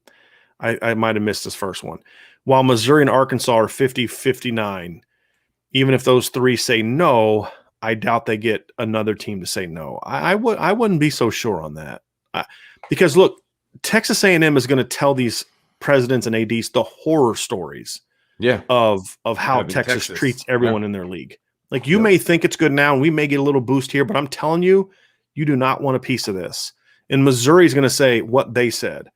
And here's the other thing. In Arkansas, why do you think Arkansas left the SEC or the Southwest Conference? Again, money is always part, but Texas is not a fun group to be a part of. It's just not. Now, the nice thing about Notre Dame is Notre Dame's one of the few schools that can say, sit down and shut up. Right? Let the grown-ups handle. We're doing grown folk business over here, Texas. Sit down and shut up. Right. But and so is USC if they're run correctly. But I mean, I could see 3 or 4 schools potentially. I could see Vanderbilt saying no. I could see Tennessee saying no. I could see Kentucky saying no for the reasons Vince mentioned. I don't think it's going to be quite as hard to get a 4th team. I think there's going to be a 4th team that's going to go back and forth, and then it's whoever presents the best financial argument. And it all depends on what the financials are. Yeah, that's going to be a big piece of this. It is. It's like you make it worth your while. And so this isn't something that's going to necessarily happen quickly. And then that's also partly too where if you're A&M and Missouri and some of those other teams that maybe don't want Texas, maybe you start reaching out to other schools. Hey, well, maybe we don't get them, but there's some other schools that would be interested. That would be better for us, and I think that'd be part of it as well. But the Texas market is going to be the Dallas market is going to be the biggest hang up for teams that don't want Texas. Right. You have to convince me why it would not be good for us to get the Dallas market into our conference. And at the end of the day, that's going to be it. Tommy Guns, Harbaugh was just quoted as saying, we're going to do it or die trying, pertaining to beating Ohio State and Michigan State. He also talked about Michigan State and winning the Big Ten, silly boy. To which I respond, my man Bill Bender at Sporting News tweeted that out, and I just responded with a rest in peace. Exactly. Because they're going to die trying. Yes. Fantastic. Let's see here. Nolan Esparza going back to kicking Tennessee out of the SEC. Neyland Stadium holds 100,000 for a reason. The volunteer faithful are desperate to get them back on top, and the program still brings in a ton of money. Absolutely. Bingo. And the only thing that you would consider kicking them out for is the recruiting violations. Nobody in the SEC cares about that. Right. Clearly. Nobody does. And it's not a coincidence that Tennessee got in trouble when they sucked. Right. And I've heard people tell me, hey, look, the people at Tennessee are the ones that leaked this recruiting stuff because they wanted to get rid of Jeremy Pruitt.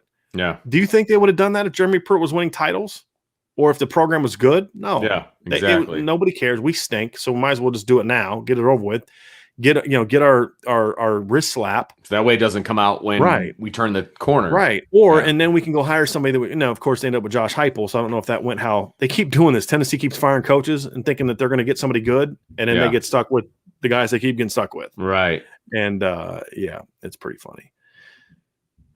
Gator hate. I just like this one. Gator Nation, Knoll Nation. Gator hater, Knoll Nation. Go Knowles, baby. That's great. That's awesome. Love that handle. Like that. But see, this right here, the reason I wanted to point this up, this is what I love about college sports. Yeah. And this is what getting rid of, conferences and rivalries and tradition would get rid of, because how can you hate the Gators if you never play them? Exactly. Right. Yep. And so that's the danger of this is you push so hard for money that you end up killing the sport and it dies and you're not making money off of it anyway. And that's my fear. When you have people that only care about finances running these things, and that's what we have as presidents, that's what we have as conference leaders, and that's what we have as the NCAA is they don't really care about. We got to make sure that these things we're doing financially are good for the sport, because it's kind of like, Vince, if I could give you a job, I'm going to pay you $1 million a year. and I guarantee you that this $1 million is going to last. You're going to have this job for 20 years. Or I'm going to pay you $5 million a year, but you could get fired in a year or two. You say, okay, well, do I take the big money now, knowing if I get fired, I still make $5 to $10 million, or do I get this job where I guarantee it $20 million? I mean, the problem is there's too many people in leadership. I'm going to take the 5 and hope that it works out and we don't get fired. And then they get fired in a year and you're like, well, gee, I wish I could have. Yeah. I wish I maybe would have stayed at that other place. And that's why a reason Gary Patterson stayed at TCU. Look, I can make $1.5 million at TCU and never leave and never have that pressure and that deal with, or I go to Texas, make $6 million a year and get fired after 3 years. Right. Hard pass, because then the extra money I'm using is paying for therapy and and all the other things dealing with Texas people and moving houses and everything. Well, else. he wouldn't have to do that. I mean, he'd be going from, Dallas Fort Worth to Austin is not point. that big a deal, but still. I mean, he'd have to get a place up in Austin, but it's not that big a deal. It's not like he's going to USC or something like that. Boo. There's a really good question coming down here about USC, by the way. But Brandon, I was getting ready to click on that one. Okay, good. Do it. Yeah, how nervous would you be if, say, after this year, USC fired Clay Helton and targeted Marcus Freeman as their next head coach? Although I hate USC, that could be an attractive place to coach. Of course, it's an attractive place. I don't know if it is. Really? No. Oh. Have you been to LA lately? Never in my life. LA sucks. It used to be really great. It sucks. Okay, I'll take your word for it. I've never been there. You got a bumpy old stadium. You have to deal with. You can't not let the movie stars around your program. They're just going to be there. So you either fight against them and you deal with that pain in the butt, or you embrace it. Yeah. I don't know. And the cost of living is insane. That is insane. True. That is true. And I just don't think, look, there's a reason that USC had to hire Pete Carroll. Now it worked out, but everyone knows that Pete Carroll was like their 5th or 6th option. And there's a reason they got Clay Helton, right? This is not the attractive option that people think it is. Yes, they have great football tradition. They do. But being part of the Pac-12 and all these other kind of things is not going to – I'll say this. If the league we proposed started, I think that would change things a little bit. Because I think all of a sudden now USC's in a league with Notre Dame and Texas and Oklahoma, and I think it would raise their status a little bit. But there's a reason USC's had a hard time hiring big-time coaches for 20 years. I mean, there's a reason for it. Look, to answer the question, I'd be very nervous. I'll just say it. I'll just say it because I don't know. Look, we all love Marcus Freeman and everything that he's done for Notre Dame up to this point. But I don't know how attractive that job would be to him. Maybe it would be. But he's a Midwest guy. I don't know. And he talked about how much he didn't like being in Chicago, being that far away from home in Chicago when he was a player. Yeah, he was homesick. But again, look, think of the names of coaches who have turned USC down the last 4 times they've had an opening. I mean, they have not been able to get the big names. They went and had to get Lane Kiffin, who was a 7-6 in 1 year at Tennessee. They replaced him with Steve Sarkisian, who was never won less than, never lost fewer than 4 games at Washington. Now they were big names from what they did as assistants at USC, but they couldn't get Chris Peterson to say yes to that job. Right. They couldn't get Urban Meyer to say yes to that job. I mean, there's just all these examples of all these big time coaches they coveted that have said no. Why? If LA is such a wonderful place and the USC is this great program, it's not. It's a great tradition, but it's right now today. It's like Notre Dame in 2010 when they hired Brian Kelly. There's a lot of coaches that would have said no to Notre Dame back then. Same with Urban Meyer. Why? Because it wasn't as strong. The tradition was great, but it wasn't a great program because the administration wasn't supporting football. The facilities sucked. The stadium was old and tired, and the field sucked, and the tradition hadn't been there in a while. Yeah. And USC's kind of in that boat where they haven't made the changes that Notre Dame has made, in my opinion. And then next, go ahead, Vince. You got one? Oh, yeah. I was just saying, Gator Hater Noel Nation says, I enjoyed Indy in the ACC last year, but you're still in the Vince one. Okay. Did you keep clicking on it? I got it. Yeah. Gator Hater Noel Nation, Texas A&M are more relevant than Vanderbilt or Tennessee, Ole Miss, Mississippi State, or Arkansas. Don't disagree, but again, that's not relevant to anything that we're talking about. There has to be balance. There has to be balance too. Yeah, but it's not just that, but that's even more reason for those schools to say no. Right. That's the point. Like exactly, those schools have a say in whether or not those teams they all have an equal vote. And if that is true, you're adding 2 more programs that are going to be ranked ahead of you in every single capacity.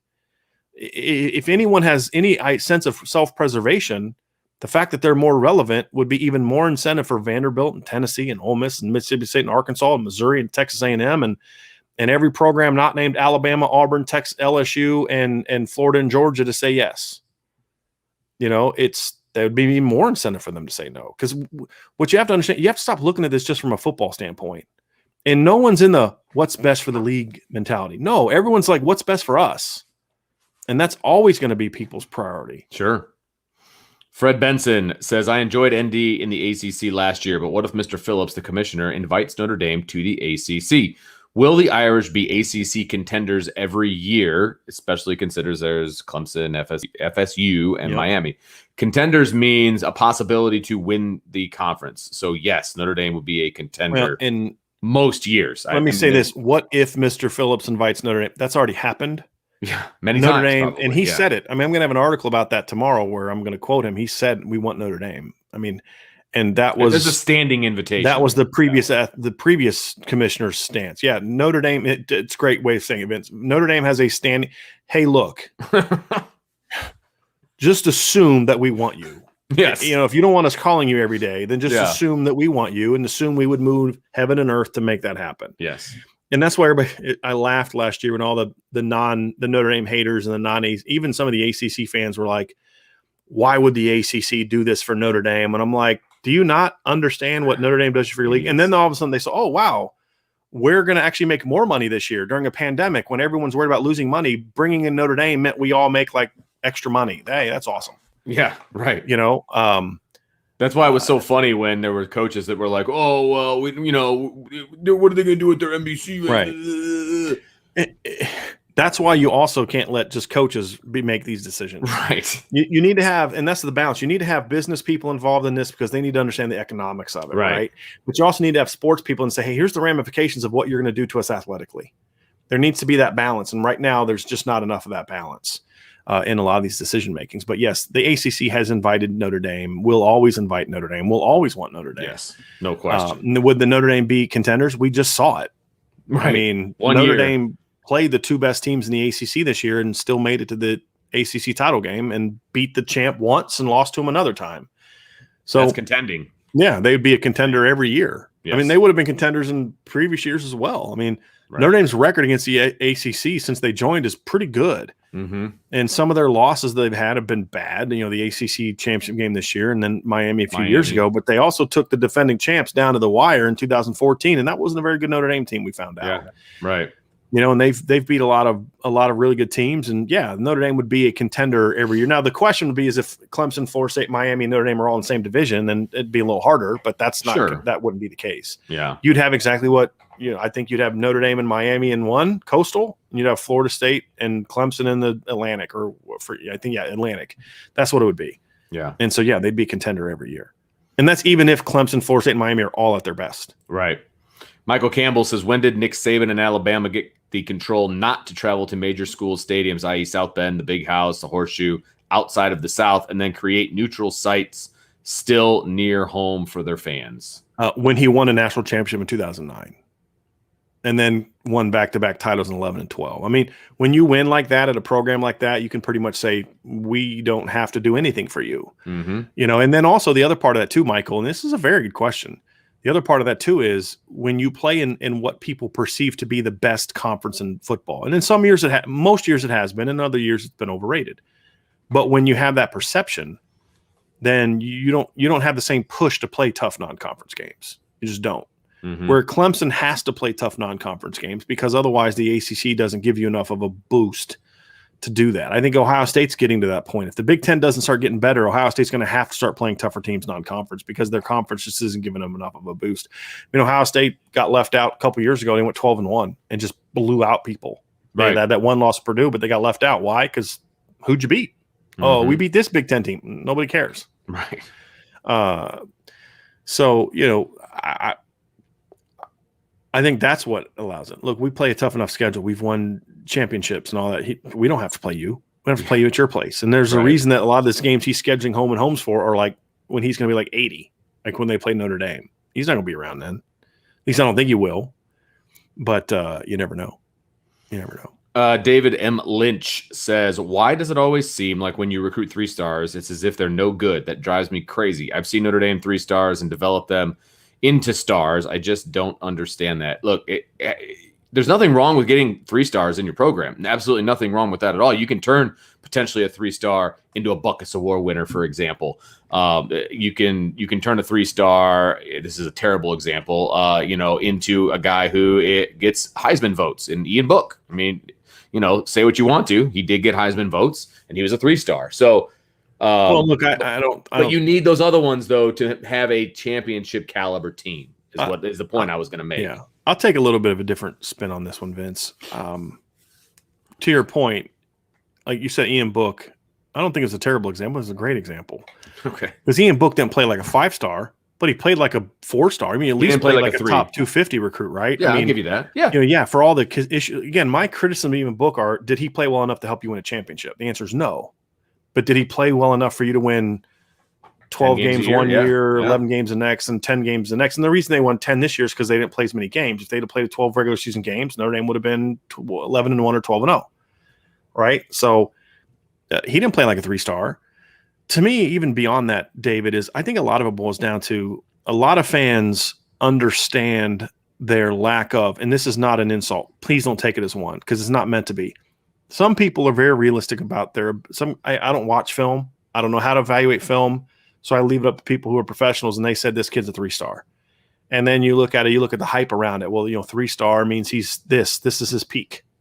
And that's how people view stars. So I think it comes down to a complete lack of understanding of what stars mean.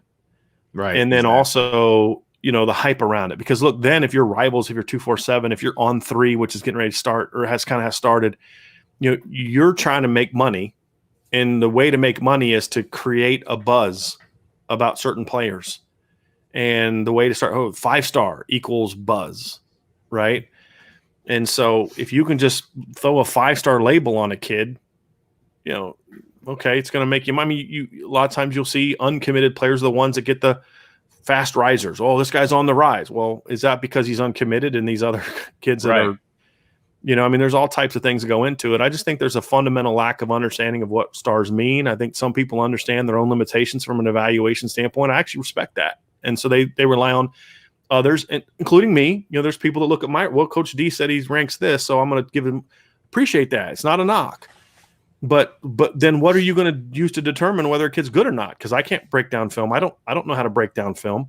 So I have to trust people to do, and they say this kid's not a great player. And the reality is you're not going to win with a roster full of 3-star players if they all play like 3-star players. You're not. And so I think that's the concern. And I also think people see 3-star equals, we had a lot of those and we weren't good. Right. Exactly. Well, and that's to your point, Vince, is not all 3-stars are made equal. Just like not all, look, Notre Dame signed a lot more 5-stars from 2007 to 2009 than they have from 2016 to 2020. And they were a way better team now. Don't believe me? Go look it up. Right. Go look up the number of 5-stars they signed from 07 to 09. And it's more than, I would imagine it's as many as Brian Kelly's had his whole tenure. It's definitely more than they've had the last 4 or 5 years. Yeah. So, but they're bringing in better players because they're better able to evaluate than people at Rivals and 247. And I would hope so. And if they couldn't, then they would stink. Right. So to me, David, so it's in a lot of ways, David, it is understandable. My only issue that I have with people is that they're unwilling to have a conversation about it. They're just so into nope, stars are at all. And you can't have a conversation with that. But most people though will talk about stars, but they're at least open to a conversation. Well, hey, maybe here's why you may be wrong. So there's a lot of Notre Dame fans, for example, that were not excited when Notre Dame was pushing for Ryan Barnes because 3-star recruit, consensus 3-star. But then when I started making arguments about, well, why does Clemson want him? Why does Georgia want him? Why does he have an offer from LSU? Then people were more, okay, you know what? Because that's another metric that people use to evaluate if a kid is good. Well, 3-stars this, but look at the offers he has. Right, exactly. And so because those people are more willing to be open to maybe he is good. There's people that are big fans of Xavier Bradshaw, not because they've studied all of his film, but because we say he's good. Right. And they trust us. And they know that we're going to give them our honest evaluation. And so, and a lot of times I'm understand it. I think the only frustration I have is with people who are unwilling to back off of the stars or the only thing that matters conversation. Right, that's the only one that bothers me. Yep. Gator Hater Knoll Nation. He says, hey guys, obviously I'm not a fan of your team, but I'm a fan of good sports conversation. Awesome. I subscribed and hit the bell and look forward to more conversations. Hey man, great to have you. We did a Florida State preview a couple weeks ago. should check it out. Let us know what you think. Yeah, so, let us know. Absolutely. We love college sports, man. And we have Bama fans coming here. We have fans of other teams coming here because, like you said, we're going to talk sports and we're going to be honest and objective. We're not here to just throw flames and troll teams except for Michigan. I hate Michigan, so they're always going to get hammered. And they deserve it. Except for basketball. They're a great basketball program. Right. They're just, they're a basketball school. But they hate that. Here we go. Sid Irish. He goes, who are the teams who could actually survive as independents? Notre Dame, Texas, USC, Ohio State, Alabama. Just throwing some out there for people. I don't think USC could survive as an independent. I don't think they could. I don't think they're not a nationwide brand. They're also out in the middle of nowhere. I mean, there's not as many.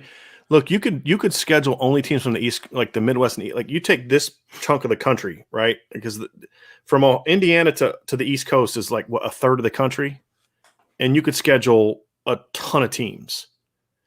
You kind of take the rest of it, and there's not as many teams, just geographically. So I think it'd be a little harder. I also don't think USC has the kind of rabid, loyal fan base that you need to survive because let's be honest. There's a lot of USC fans who are only USC fans when they're good. Sure. Right? That's a lot of Miami fans like that too. LA thing. I mean, right?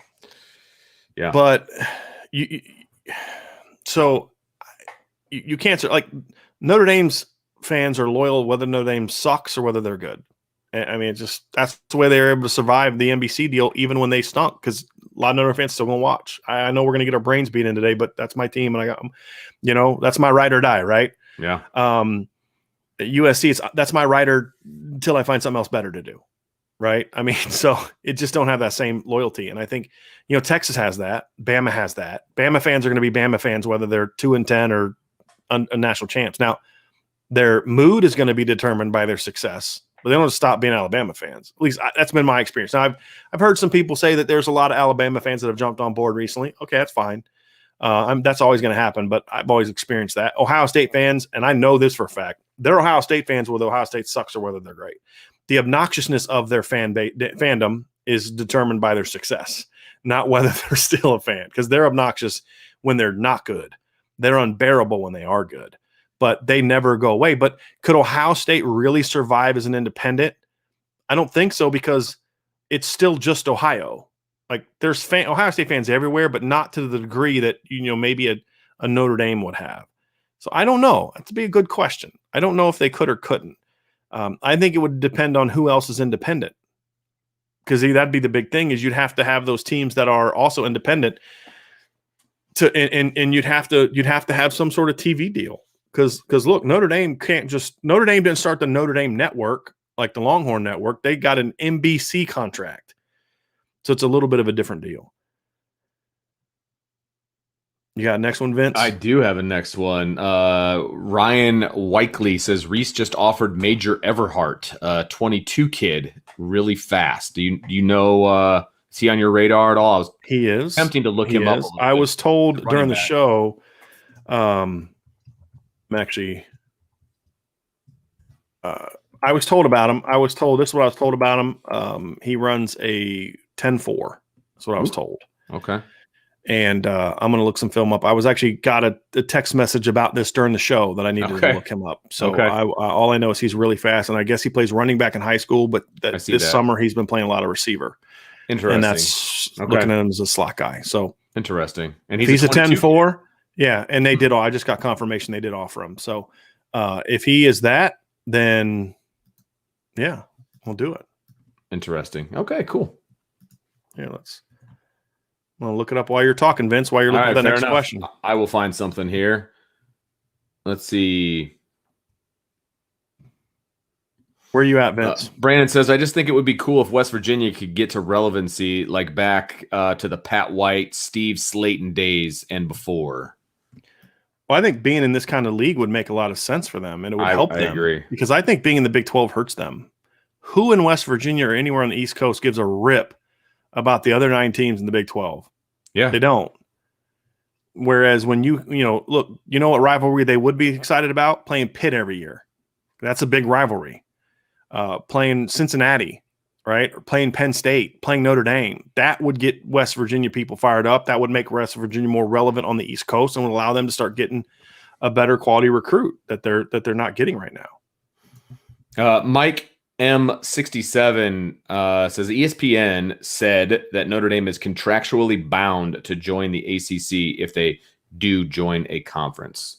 Notre Dame could get out of that if they wanted. I was going to say that may be the case, actually. Yeah. And that's why it's the same thing with like Texas and them. Right. They're right now they're contractually obligated to the Big 12. 24-25 season. But yeah, money talks. There's always buyouts of those type of things. Yes. There's another question about Major Everhart in here, but I know you are efforting that. You can throw it up. Is it just asking about him? Yeah, pretty much. It says, do you know anything about the new wide receiver offer, Major Everhart? Have you watched his film? Is this someone that would potentially take Bradshaw's spot as a speedy after the catch guy for this class? I will say Bradshaw doesn't have a spot. Exactly. I think what's interesting about this particular offer is that he was a running back. So you would imagine that once he gets the ball in his hands, he's going to be able to make plays. Well, and that's kind of what I was told is he's that kind of guy. Yeah. He's a speed guy that they would look at as like a slot kind of guy. Yes. Which so I don't have any film of him yet. I'm looking it up now. I looked him up and he doesn't have any recent highlights up, which is frustrating. So I'm trying to find some, some stuff. You have other ways to get film than I do, but so I'm trying to see if there's anything like that. But here's, let's just say, okay, he's a, let's see here. Let me see if that's him real quick. Yeah. If he's a 10-4, he can run. Okay. Yeah, but let's just say I'm watching a touchdown of him now. Yeah. He can scoot. Long strider. You can see the track speed. Yeah. Mm-hmm. So I just saw a touchdown run. I got to say, just theoretically, the thing I like about this is I don't know if the kid can play or not. Right. But I've heard 10-4 and they want him in the slot. Right. That's what I've heard. Yeah. That tells me again, okay, what we said could be the case a couple weeks ago. This could just be they don't like Xavier Bradshaw as much as I do. Yeah. But you look at the 2023 offers, and there's Nathaniel Joseph, there's Jalen Brown. There are some smaller, explosive guys. You look at this offer; it tells me, look, they don't dislike explosive players. They dislike Xavier Bradshaw player that you to like. the degree that I do. Right. Exactly. It's fine. That's a different. And I'm okay with that. That's a different disagreement than we don't want a guy like that. Correct. Absolutely. Different disagreement. I'm okay with them disagreeing with yours or my decisions on what we like about a recruit. As long as they understand you still need that type of player. Correct. We just don't think that's the type of player that we want and need. There's a difference there. That makes me feel better about the direction of this kid is a running back that's a 10-4. I was actually told 10-3-8. Okay, so that's some of the best speed in the nation type of speed, right? Like that's smoking fast. And if that translates to the football field, then all of a sudden you're talking about a slot guy that's a dynamic athlete with the ball in his hands. Exactly. That's what we've been asking for. So I don't know a thing about Major Everhart. I don't know if he's any good. I haven't had a chance to see him yet. I know that he's a guy that the recruiting staff has done their homework on. And what that tells me is, why are you going after Major Everhart? You think you're going to get Tobias Merriweather, you think you're going to get CJ Williams. Why are you recruiting Major Everhart? Because they're still looking for that skill set that we're saying that they need. And they're scouring the nation for some kid that's blown up in 7-on-7. Yeah. Right? That's a great sign. Absolutely. Great sign. Yes, I agree. Your boy Connor Patton, he's your boy because he hasn't been around a lot lately. So I'm a little mad at him. Just joking. He says, thanks for the super chat, first of all, Connor. Appreciate that very much. Connor says, sorry, I haven't been around as much. I'm no longer a stay-at-home dad. Whoa. Remember they moved because he was getting a new job, right? So they were, I think, New Hampshire or Vermont. Oh, that's right. I remember. Okay, I remember that conversation. See, he's your boy, and you forgot he was moving. The bits and pieces I do here are excellent. Thanks for the insight, and we appreciate you being a part of it. Even though you can't be part of it as much, we really appreciate you being a part of it. So thank you for that, and I hope the new job and the move are going well. That's great. Dave Snyder says, I think ESPN has way too much power in college football. Their power over the College Football Playoff Committee and the TV rights is very concerning. Am I making too much of this, or do you see the conflict of interest issues? Dave, I agree with you completely. I think Yeah. ESPN cares about one thing and one thing only, and that's money, and they don't care what they're going to destroy in the meantime. They don't care about tradition. They don't It's care like about scorched rules. earth. They don't care about what's best for young people. They don't care about any of that. They can say it, but they don't mean it. Vermont is where he moved, by the way.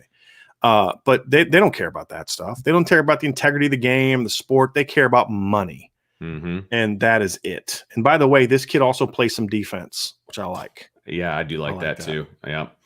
Alex Dunbar says, wish I could join the live chats more, but I just became an IB insider. Thanks, guys. I appreciate that. Thanks, appreciate Alex. that very much, Alex. Good to have you part of the family officially. Absolutely. Where are you at, Vince? What part? Here we go. I am at 329.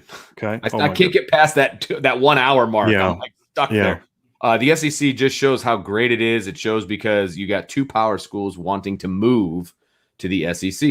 This is clearly an SEC fan. No, it doesn't show how great it is. It shows how much money it generates. Correct. That has to do with and if that's your definition of great. That has to do with TV markets and fan excitement. And it doesn't have anything to do with greatness other than they're great at producing money. Sure, that's fine. But you've got 2 power schools that want the money. They don't care about it's a great football conference, right? Yeah, it's about money. And Sid Ira says the SEC has 3 great teams, 11 mediocre/bad teams. I wouldn't go that far, but I do think that's been I think there's been a lot of overhype of the SEC because it's been very top heavy, in my opinion. Tyler, this is an ouch. It says, let's just join the NFC North. We can win that. Ooh, ouch.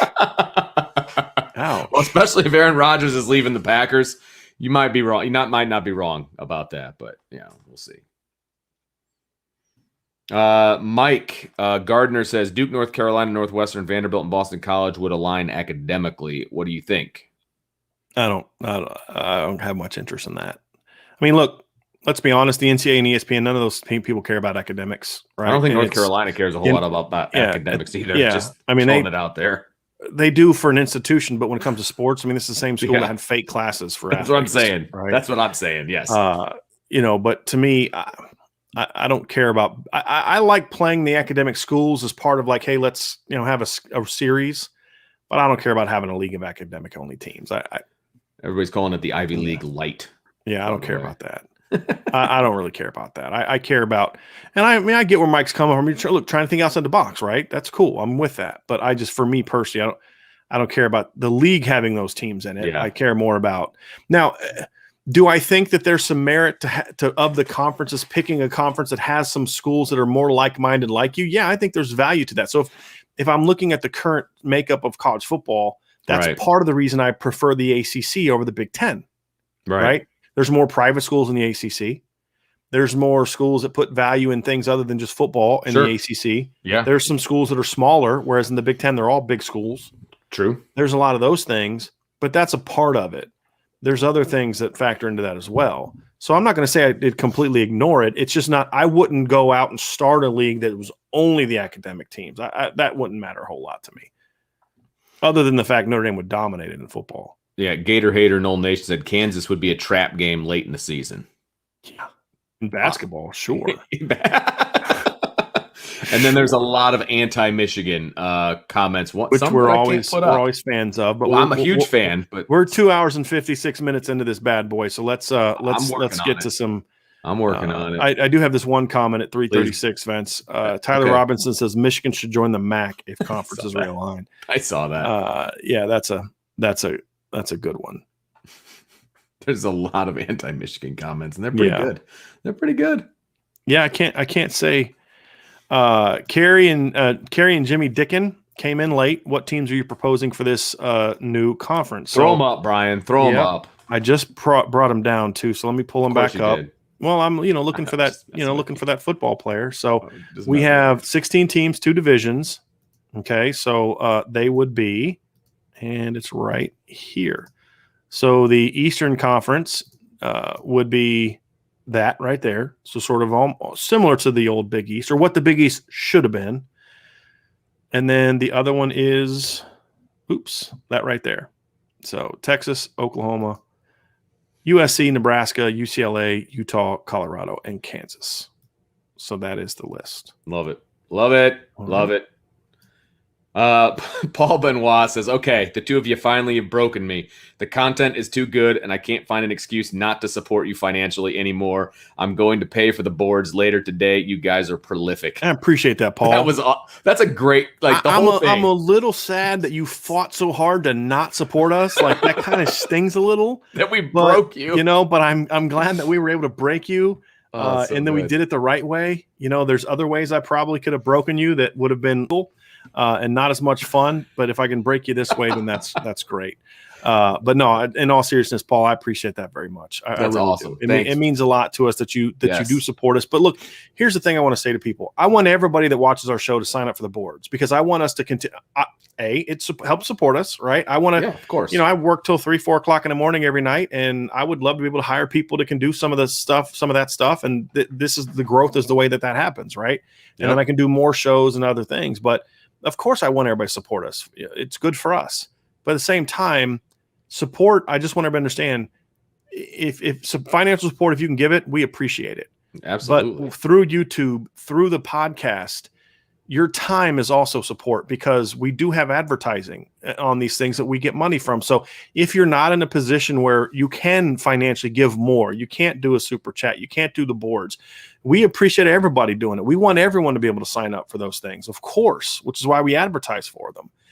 But we also don't shove it down your throat, I don't think, because we understand not everybody's in that place. Right. And if you're watching our show every day, we're getting that helps. benefit from that. Yes, if you're downloading our podcast via podcast, that helps. And so support isn't just a direct financial support. Yeah. But when that happens, of course, we're incredibly appreciative of that. Absolutely. Yep. And incredibly. That's a really good way to put it. Thanks, Brian.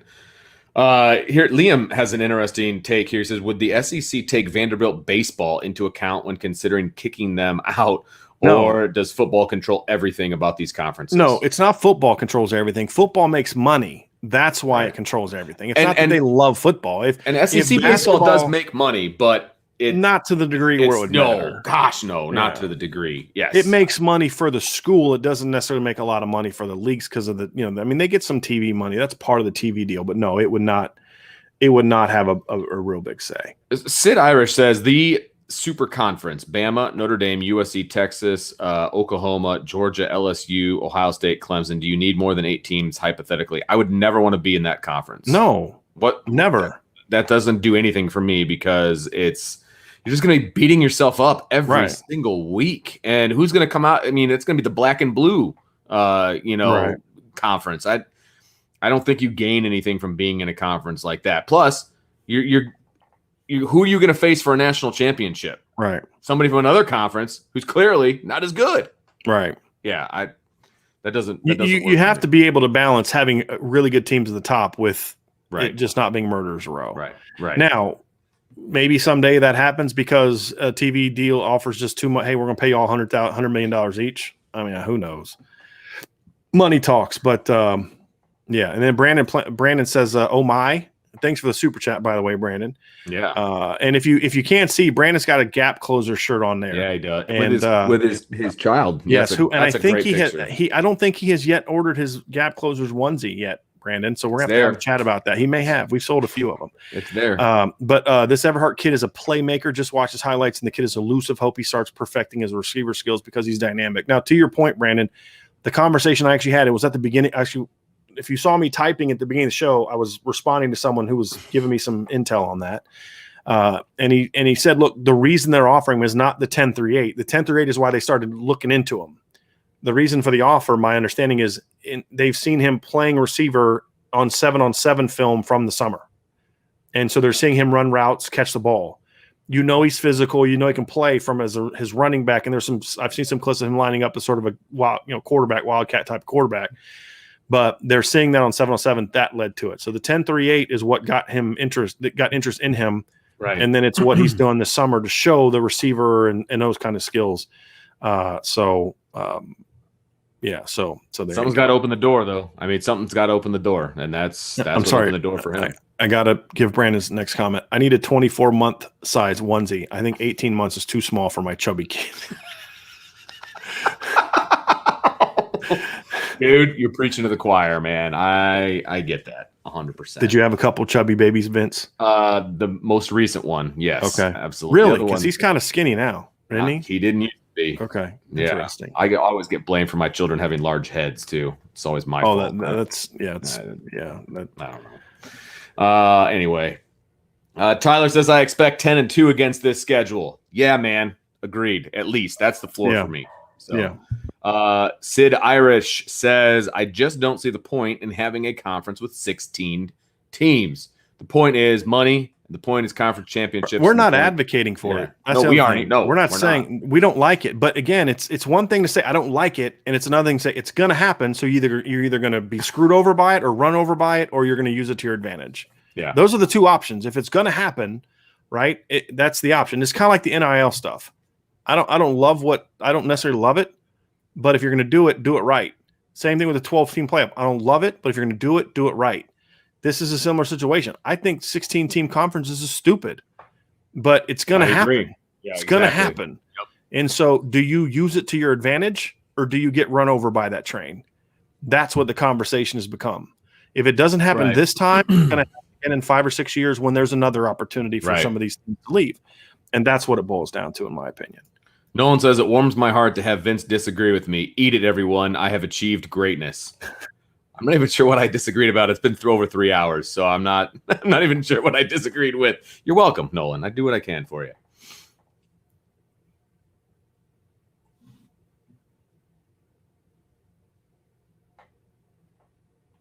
Real quick, Luke Hanley says Everhart only has freshman highlights on Huddle and one highlight from last year. That's why YouTube also needs to be a resource. That's just the Huddle. There's a couple clips here and there that I've been able to find on YouTube so far of either game highlights or 7-on-7 highlights, things like that. So it's all encompassing. And then when I get done with the show today, I'll go see if there's any of his team's games on YouTube as well. A lot of times that's where I'll get most, like 99% of the game film I find is game film on YouTube. Be from like the local channel or something like that. Casey Dunaway says, would Ohio State join the ACC if teams leave the ACC for the SEC? No, Ohio State's not leaving the Big Ten as long as the Big Ten exists. And there'd be no reason to. Ohio State runs the Big Ten. I mean, there's no chance that they would ever leave. They also make almost twice as much money in the Big Ten as they would in the ACC. Right. So no, they're not going anywhere. Now, if something happened where the Big Ten lost its TV contract and the ACC signed a big one, would they leave? Consider that? Maybe. But again, I don't. Right. A lot of people talking about how much they loved LA. We were talking about LA there for a little while. I hate LA. I liked it the first couple times I went, but it's hasn't gotten as dirty as San Francisco has gotten in the last couple of years. But it's not a fan. Casey Dunaway says, I'm an Auburn fan. Welcome, Casey. I read a comment of yours earlier, and nice to have people from other teams in here. Mm-hmm. I'm an Auburn fan, and we are moving to the East while Alabama stays in the West. I'd be happy to not play Alabama to win our side of the SEC. Yeah, I can understand that from a self-preservation standpoint, sure. But I've always liked that. Just as a college football fan, Casey, not specific. Maybe I might feel because you understand we're as Notre Dame people, we don't have that game on the line kind of thing for the conference championship that you have dealt with. And Notre Dame's 1 year in the conference, there were no divisions, so it's just you have to be one of the two. So when you look at, like, I've always kind of liked the idea of that end of the year game meaning something, who's playing for the title. And Alabama has dominated that recently, obviously, but Auburn's won there a couple big ones too. I mean, I think of the Kick Six game, which ultimately led to Auburn playing for the national championship that year against Florida State, but sent them into the championship a couple years ago. They beat Alabama. What was it? 2019, they beat Alabama, which knocked Alabama out. Now, Auburn didn't win the division, but they knocked Alabama out. I think in 2017, they beat Alabama too, right? To get into the SEC championship game, lost to Georgia, but they got in. So I kind of like that. I kind of like that winner take all type of thing. And you're still going to have to beat them for a championship. So whether you beat them in the regular season where, every year you're getting them at home, because here's the deal. If you move them to the East and you're playing them, let's say you're really good, you're going to have to play them to get to to win the SEC championship. And now you're playing them on a neutral field every year. Sure. You don't get them at your place every other year, right. like you do now. And do you think they would keep that game as a cross-divisional game as well? I would imagine so. You might have to play them twice. Yeah, I imagine so. That wouldn't be any good. Yeah. That's another good point. That's another good point. And then the thing about playing them twice is if you get them in the regular season, you ain't getting them back in the postseason. Exactly. Laker Irish says, do you think Notre Dame could swing this new conference thing alone, or do you think they should pick a partner, say USC or Oklahoma or Penn State, to provide a combined front? Look, if I was Notre Dame, I'm grabbing Oklahoma, I'm grabbing Texas, and then you get everybody. You have a group before you go public with it. The thing that we didn't do a good job of explaining at the beginning because we were so excited to jump into the teams is that's exactly the point, Laker Irish, is you're getting with Penn State, you're getting with Oklahoma and Texas, you're getting with USC saying, hey, let's do this thing, right? But you got to also get the network start throwing some money around too, right? Yep. So to your point, yes, you'd have to get those other teams on board. You couldn't just start your own conference and say, okay, who's coming with me? Right? It wouldn't quite work like that. It would have to be, unless you had a TV contract that said, hey, look, Notre Dame, we want you to start a new conference and we're going to guarantee every team that's in this conference $70 million. And then Notre Dame's almost kind of like, they're picking and choosing. Okay, present your case. Okay, we like that. We like that. You're in, but no, they're going to have some to start a new conference. They would have to have at least 4 or 5 major players. You'd have to have USC on board, in my opinion. Have to. To get that LA market. You'd have to have Texas on board to get that Dallas market. You get those 2 on board, and now all of a sudden, now you've got something moving. You got something cooking, right? Yeah, right. Then you'd have more momentum to go get Miami and Penn State. Right. You're going to get the big boys on board first. The big markets. You have to get the big market teams on board first. Right. And those tend to be the big boys also, but not always. But did we miss Corey D's comment at 412 by chance? I don't remember that. Maybe I'm just losing my mind. Oh no, we did. We did. When it was a super chat too. I don't remember seeing it pop up, so I apologize. Yeah, me too. Yeah, absolutely. Corey D, thank you for the super chat. He says the Mount Rushmore of greatest programs of all time. Who are your 4? That's a very interesting comment. If we're going all time, like all time of all time, I don't think it's that difficult in my opinion. I think it's Notre Dame. I think it's USC. I think it's Alabama, and I'd probably have to go with Oklahoma. Because if you're to me, all time means it's not that you were great during a 20-year stretch or a 10-year stretch, but who's won championships over the course of history, right? Okay. Oklahoma has had. I mean, they're good now. They had some really good teams in the early 2000s, won a title. They had some great teams in the 80s. They had some great teams in the 50s. Remember the undefeated team that won 40 some games in a row with Bud Wilkerson that Notre Dame beat their end streak. So, I mean, you could maybe throw Texas in there, but Texas to me just hasn't won a ton of titles. At least I don't know that they have. I think Texas and Oklahoma to me would be that debate. Who's going to be the 4th of those 2? But I think between the first 3 are no-brainers when you just look at the history of championships. And, Alabama's been good for half a century. Yeah. Notre Dame, obviously, talking about teams that have won a ton. I think to me that would be it. You could get into the whole, Michigan belongs because of the win percentage. I don't give a rip about that. Ohio State, some people put down. I'm seeing. Yeah. Somebody said Oklahoma and Ohio State are interchangeable. Yeah, but see, to me, Ohio State, Ohio State's a powerhouse program, but how many national titles does Ohio State? I'm going to look this up. And then somebody else said Nebraska. That's one but see, Nebraska's been so bad for so long. Like, okay, Notre Dame hasn't won a title in a long time, but Notre Dame's had some really good teams recently. They've been in the conversation. You could maybe say Nebraska. You could maybe say Nebraska. Yeah.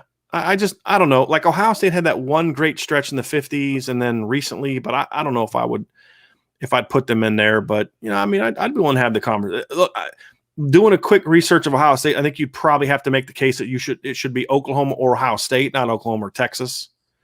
But off the top of my head, I definitely Notre Dame, definitely USC, definitely Alabama. I think you get into that 4th. Maybe there's a little bit more debate than I originally thought.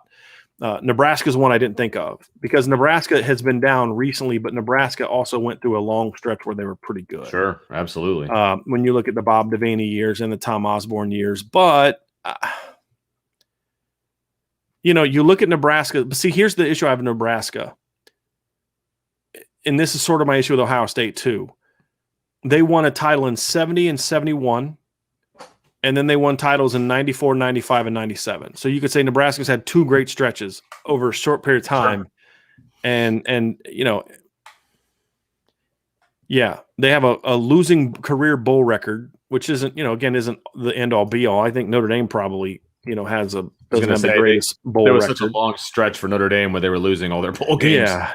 And then they didn't play bowl games for a long time. Yeah, Notre Dame's a game under 500 as well. But I don't know. I feel like, whereas at least like Notre Dame, okay, Notre Dame hasn't had it, but they had stretches in the 20s, the 30s, the 40s, the 60s, the 70s, the 80s. They've just had more stretches, in my opinion, plus Heisman. And there's a lot that goes into it. So I'd have a tougher time buying the Nebraska argument. I think Oklahoma and Ohio State would be in that conversation. I think Texas could probably make a case for just longevity standpoint. Right. That's probably it for me. I wouldn't put Michigan in there. I wouldn't put Penn State in there. Penn State's dominance was developed during a 20-year stretch of them playing no one. Like they play a good team or two. They play, and they didn't have the Notre Dame, Florida State, Miami's philosophy. They'd play a game or two. All those years that Miami and Penn State were both independents, I don't really remember them playing a lot of regular season games. You know what I mean? Right. I doubt that was because of Miami not being willing to play Penn State. Yeah, they played 13 times in history. That's it. Even though they were independents for a long time. Right. And a lot of those looks like they were, once Miami got good, Penn State stopped playing them. Shocker. Mm-hmm. Right? Exactly. So, all right. I got another one here. Laker Irish says, in 5 years, do you predict Ohio State, Clemson, and Bama to still be the top dogs? No. I think at least one of those will fall out. And I have my prediction on who I think that's going to be. I think it's going to be Clemson. I think I was just going to say the same thing because I think we're already seeing signs of that a little bit. And I think Bama's going to start their descent around then because that's going to be around the time that Saban is either retiring or has just retired. Right. Yeah. 2007, Domer says Saban will probably still be around in 5 years, and even if not, the program he built will still be strong. Ohio State's track record is good enough that they'll be a good bet in 5 years, and then Clemson will fall off. So there you go. I mean, I get that, but it took Larry Coker, 3 years to ruin Miami, right? And he inherited a powerhouse. Yeah. Yes. They didn't have the long-term success because remember there was that stretch between Dennis Erickson and Butch Davis that wasn't really good. Sure. And then Butch built them back, and then Larry Coker benefited from it, and then they fell off quick. But yeah, you can fall off pretty quick. I mean, think about what happened the year after Jim Tressel left. Ohio State went 7-6 or 6-7, excuse me. So you'd benefit for a couple years, but that's it. And it also depends on like Florida State, right? I mean, if Bobby Bowden would have maybe left 3-4 years sooner, maybe Florida State would have. Sure. Who knows what would have happened, right? But yeah, it just depends on what situation he leaves it in. I would imagine, knowing Saban, he's going to leave it in a really strong place. This was a conversation you and I had when we were putting the teams together this morning. Laker Irish says, is Washington or Oregon a potential for the super conference that you're planning? Is the Pacific Northwest a market to snag? It's not for me. And also the benefits of and they're decent. I mean, you're talking about Seattle, right? For Washington. It's a good sized market, but not big enough to deal with the fact that it's literally away from everything. It's near nothing. And you'd have to play all your sports. Now, if it was a football only conference, maybe, but Washington is near no one except Oregon. Right. And, for me, that just wouldn't matter a ton. Vince, did you see Michael Campbell's question about the SEC conference? I wanted to address that. It was after Corey D's super chat. The SEC conference is a joke because none of them can beat Alabama. So why is there this better talent hype narrative that doesn't show in the NFL when it comes to Pro Bowls, all pro MVPs? It's fake. Strongly disagree with that. If you look, if anything, people that are in the NFL. Well, no, I think SEC does really well with draft picks. They don't necessarily produce best players. Fair enough. I think that's Michael's point. But I would say is the only teams that have been able to beat Alabama are, other than Clemson, with any regularity are SEC teams. Auburn's beat them more than anybody not named Clemson, right, in the last 7-8 years. Ole Miss beat them twice. LSU beat them recently. Who else has beat them? Ohio State beat them once, and then Alabama just destroyed Ohio State, right? Who else? Oklahoma hasn't beat them. Clemson beat them twice, but now Alabama's what, 2-2 against 3-2 now against Clemson? No, 2-2. So, I mean, other than Clemson, who has been able to do much against Alabama recently? The only teams that do beat Alabama are SEC teams, because as we've pointed out, A&M beat them one year. They don't go undefeated very often. They've lost several regular season games. Nick Saban does not have a whole lot of undefeated teams at Alabama. This year was a bit of an anomaly. So I'm going to have to disagree with that. I understand that I'm sick of the SEC overhyped thing, and I do think the SEC gets a little overhyped, but I'm looking at it now. Nick Saban in his years at Alabama has had 2 undefeated teams. That's it. 2009 and 2020. And the vast majority of those games were conference games. From 2010 to 2017, Alabama had 1 year in which it went undefeated in the conference. 1. That's it. And that was 2016, right? And then they lost to Clemson in the title game. Mm-hmm. But they've had two or 1 losses in all these. Now, they've had 2 in the last 3 years. They've gone undefeated, and that's why an argument that I've made that I don't think the SEC is as good as it was 5-6 years ago. I don't. But the SEC is still the best conference in college football, in my opinion. Okay. I'm down at like 4:30-ish. So if I miss something, no, let's get down there, because we're right 3:20 3:20 into this. While you're looking, Vince, I got one here from looks like a SEC fan. As Eric, thanks for joining the show. As a born and bred SEC fan, debut, I do not want to see UT or OU in our conference. Much rather have Clemson, Florida State, or Miami hands down. I would agree with that. I honestly, if I was an SEC fan, I wouldn't want Texas or Oklahoma. Like you're just going to come in and try to take a piece of what we got going on. You know what I mean? Just for money, hard pass. The problem is, Eric, is again, not the problem. You're kind of falling victim to what a lot of Notre Dame fans have done, and you're using common sense, right? You're looking at it from what would be better from a geographical standpoint, would be better from a football standpoint, what would fans care more about? And that's the way it should be, but unfortunately, that's not the way it is, because this is nothing but a power grab. For the SEC, it's you want to get the Dallas TV market in your league. That's it. That's it. They don't care what's going to do to the league. They don't care what it's going to do to teams in the league. They don't care that it's going to hurt teams in the SEC. It is not Bama, probably not Florida and Georgia, but it's going to hurt a lot of teams. It's going to hurt Texas A&M. It's going to hurt LSU, in my opinion, because now, Texas is going to be able to go into the Louisiana and take some kids, because now you're going to play in the SEC and you're going to go play in Dallas, the big Dallas market. And Austin ain't that far away from New Orleans. It's not. It's a drive. Mm-hmm. So, but unfortunately, that's not the way they look at it. Right. Sadly. I mean, if I'm the SEC, I'm trying to get Florida and Florida State in there. Right. I think we missed this one too, Brian. Patrick Barnes jumped in. Thank you. Appreciate that super chat. For the super chat, man. He goes, I'm late to the podcast. Thanks as always for keeping me up to date on all things Notre Dame football. Appreciate you, Patrick, very much. Absolutely.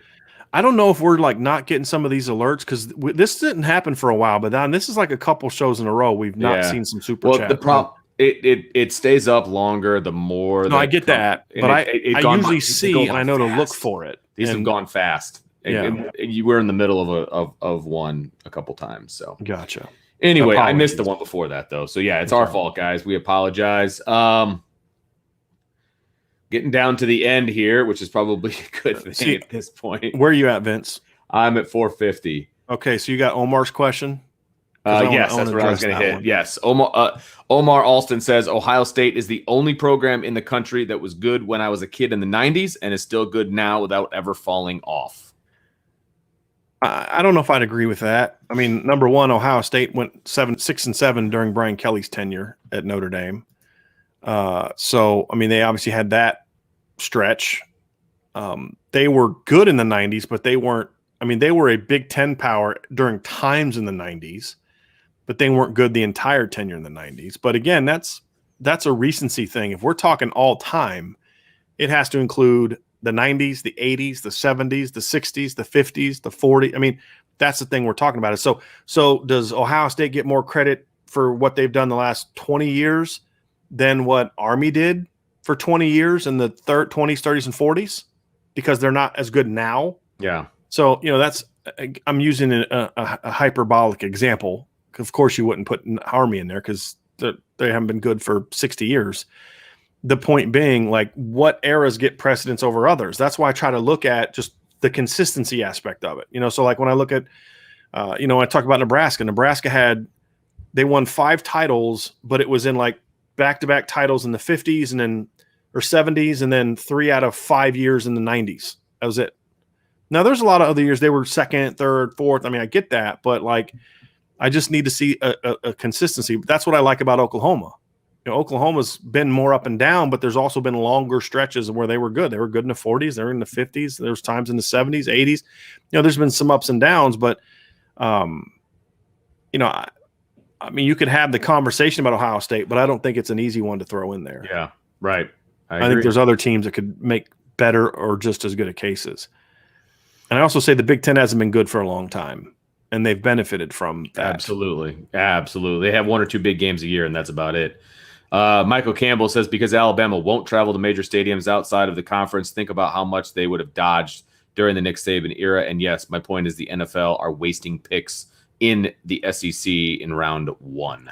I mean, I you can make that case about a lot of leagues. I mean, there's been a lot of Ohio State kids picked in round 1 that don't play like first-round draft picks. I mean, that happened to Notre Dame back in the day when Notre Dame was dominant. You'd see all these Notre Dame guys get drafted and never pan out to be as good. I mean, that's part of the crapshoot. I don't say crapshoot; it sort of is, but that's with the difficulty of drafting. It's not an exact science. And so, are you going to take a chance on a guy that dominates the best competition that he plays against, or a guy that dominates in the Mountain West Conference? That's the difficulty.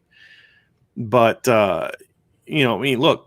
You can say what I get that you don't like the SEC, and I'm with you. I'm with you to a degree on that, right? But Alabama's beaten, all takers. And if Notre Dame didn't have to schedule super hard to win championships every year, they wouldn't either. I mean, you go back and look at the Ara Parseghian time. Notre Dame didn't have brutal schedules during a lot of Ara's tenure. They'd play 2 or 3 really good teams a year and then a lot of not good teams. Sure. And they'd still win or compete for titles. So – but look, you can say what you want, but the SEC is the only conference that's been able to beat Bama with any consistency other than Clemson. I mean, it's just you say Ohio State beat them once, but look what Alabama's done to the Big Ten other than that one game in 2014. They've dominated the Big Ten, including going on the road and beating Penn State during Nick Saban's tenure. So, I mean, I get what you're saying, and it's frustrating, and I have my own beefs with Alabama's schedule, and I think I've made this case before, Michael, in a podcast this summer where I said, look, a lot of these Alabama kids don't end up being as good in the NFL as they are in college, because Alabama, to me, is more about the sum is greater than maybe some of the parts at times, right? Especially defensively. Sure. But that still doesn't mean they're not a great team, and it still doesn't mean that they've dominated non-SEC. I mean, they've dominated the SEC, but that's where their losses have come from, with one exception recently with Clemson. Right. So that's my point. Dennis says, I would love to see Bama travel to the big house, Ohio State, Notre Dame, and Southern Cal, as well as host them all. Agree. I don't disagree with that. That part of what Michael's saying and now Dennis is saying, I don't disagree with it at all. Right.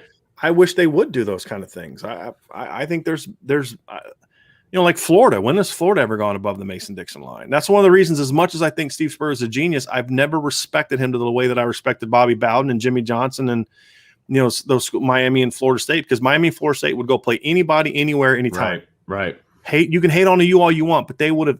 Hey, we'll go to Norman. We'll go to LA and play USC. We'll go up to South Bend, take on those Catholic dudes. We'll go up to Ohio State, play in the big house. They wanted a bigger crowd, whereas Florida's like, nah, it gets below 70 up there. We're not going to go there. You know what I mean? Like, forget that noise. Like, that's why I've never respected Florida as a program. Even now, they don't really schedule tough. And they can use the whole, we play in the SEC thing. Well, Georgia plays tough. Georgia scheduled Notre Dame. They've played Clemson a ton, right? LSU schedule's tough. Auburn schedule's tough. You're purposely cowering. Alabama used to. I mean, Alabama and Notre Dame used to play each other, right? So, I mean, That's why I don't respect teams like that, but that's the reality of it. But that also doesn't mean that the SEC isn't still really, really good. It's bull crap, but it still doesn't mean that they're not the best conference. Although I don't think they're the power conference today. I've said this for a couple of years. They're not the conference now that they were 10 years ago. What made the SEC so good 7, 8, 9, 10 years ago is that 8, 9, 10 teams were really good. Now it's like you got one great team that makes everyone else thinks that the league's better because of Alabama. I don't think Georgia's as good as people make it. I just released our Irish Breakdown top 25 today. It's at irishbreakdown.com. And everybody's got Texas A&M as a top 5 to 6 team. I got them like 14th, something like that. I don't see the hype on Texas A&M. Yeah. They lost 4 starting offensive linemen and their quarterback from an offense that scored fewer points than Notre Dame's did last year.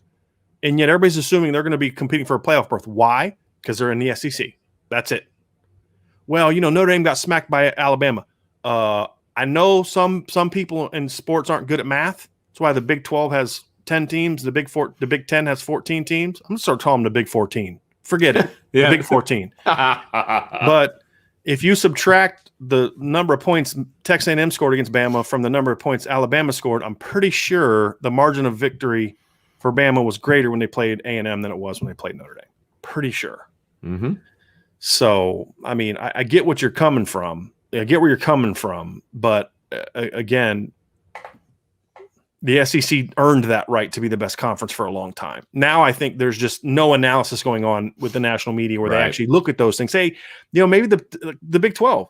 The Big 12 does not have the top elite talent that other leagues have. Sure. But the 7th, 8th Big 10 teams in the Big 12 are usually good enough to beat people. I mean, didn't Georgia lose to Texas recently? Didn't they lose to Baylor recently?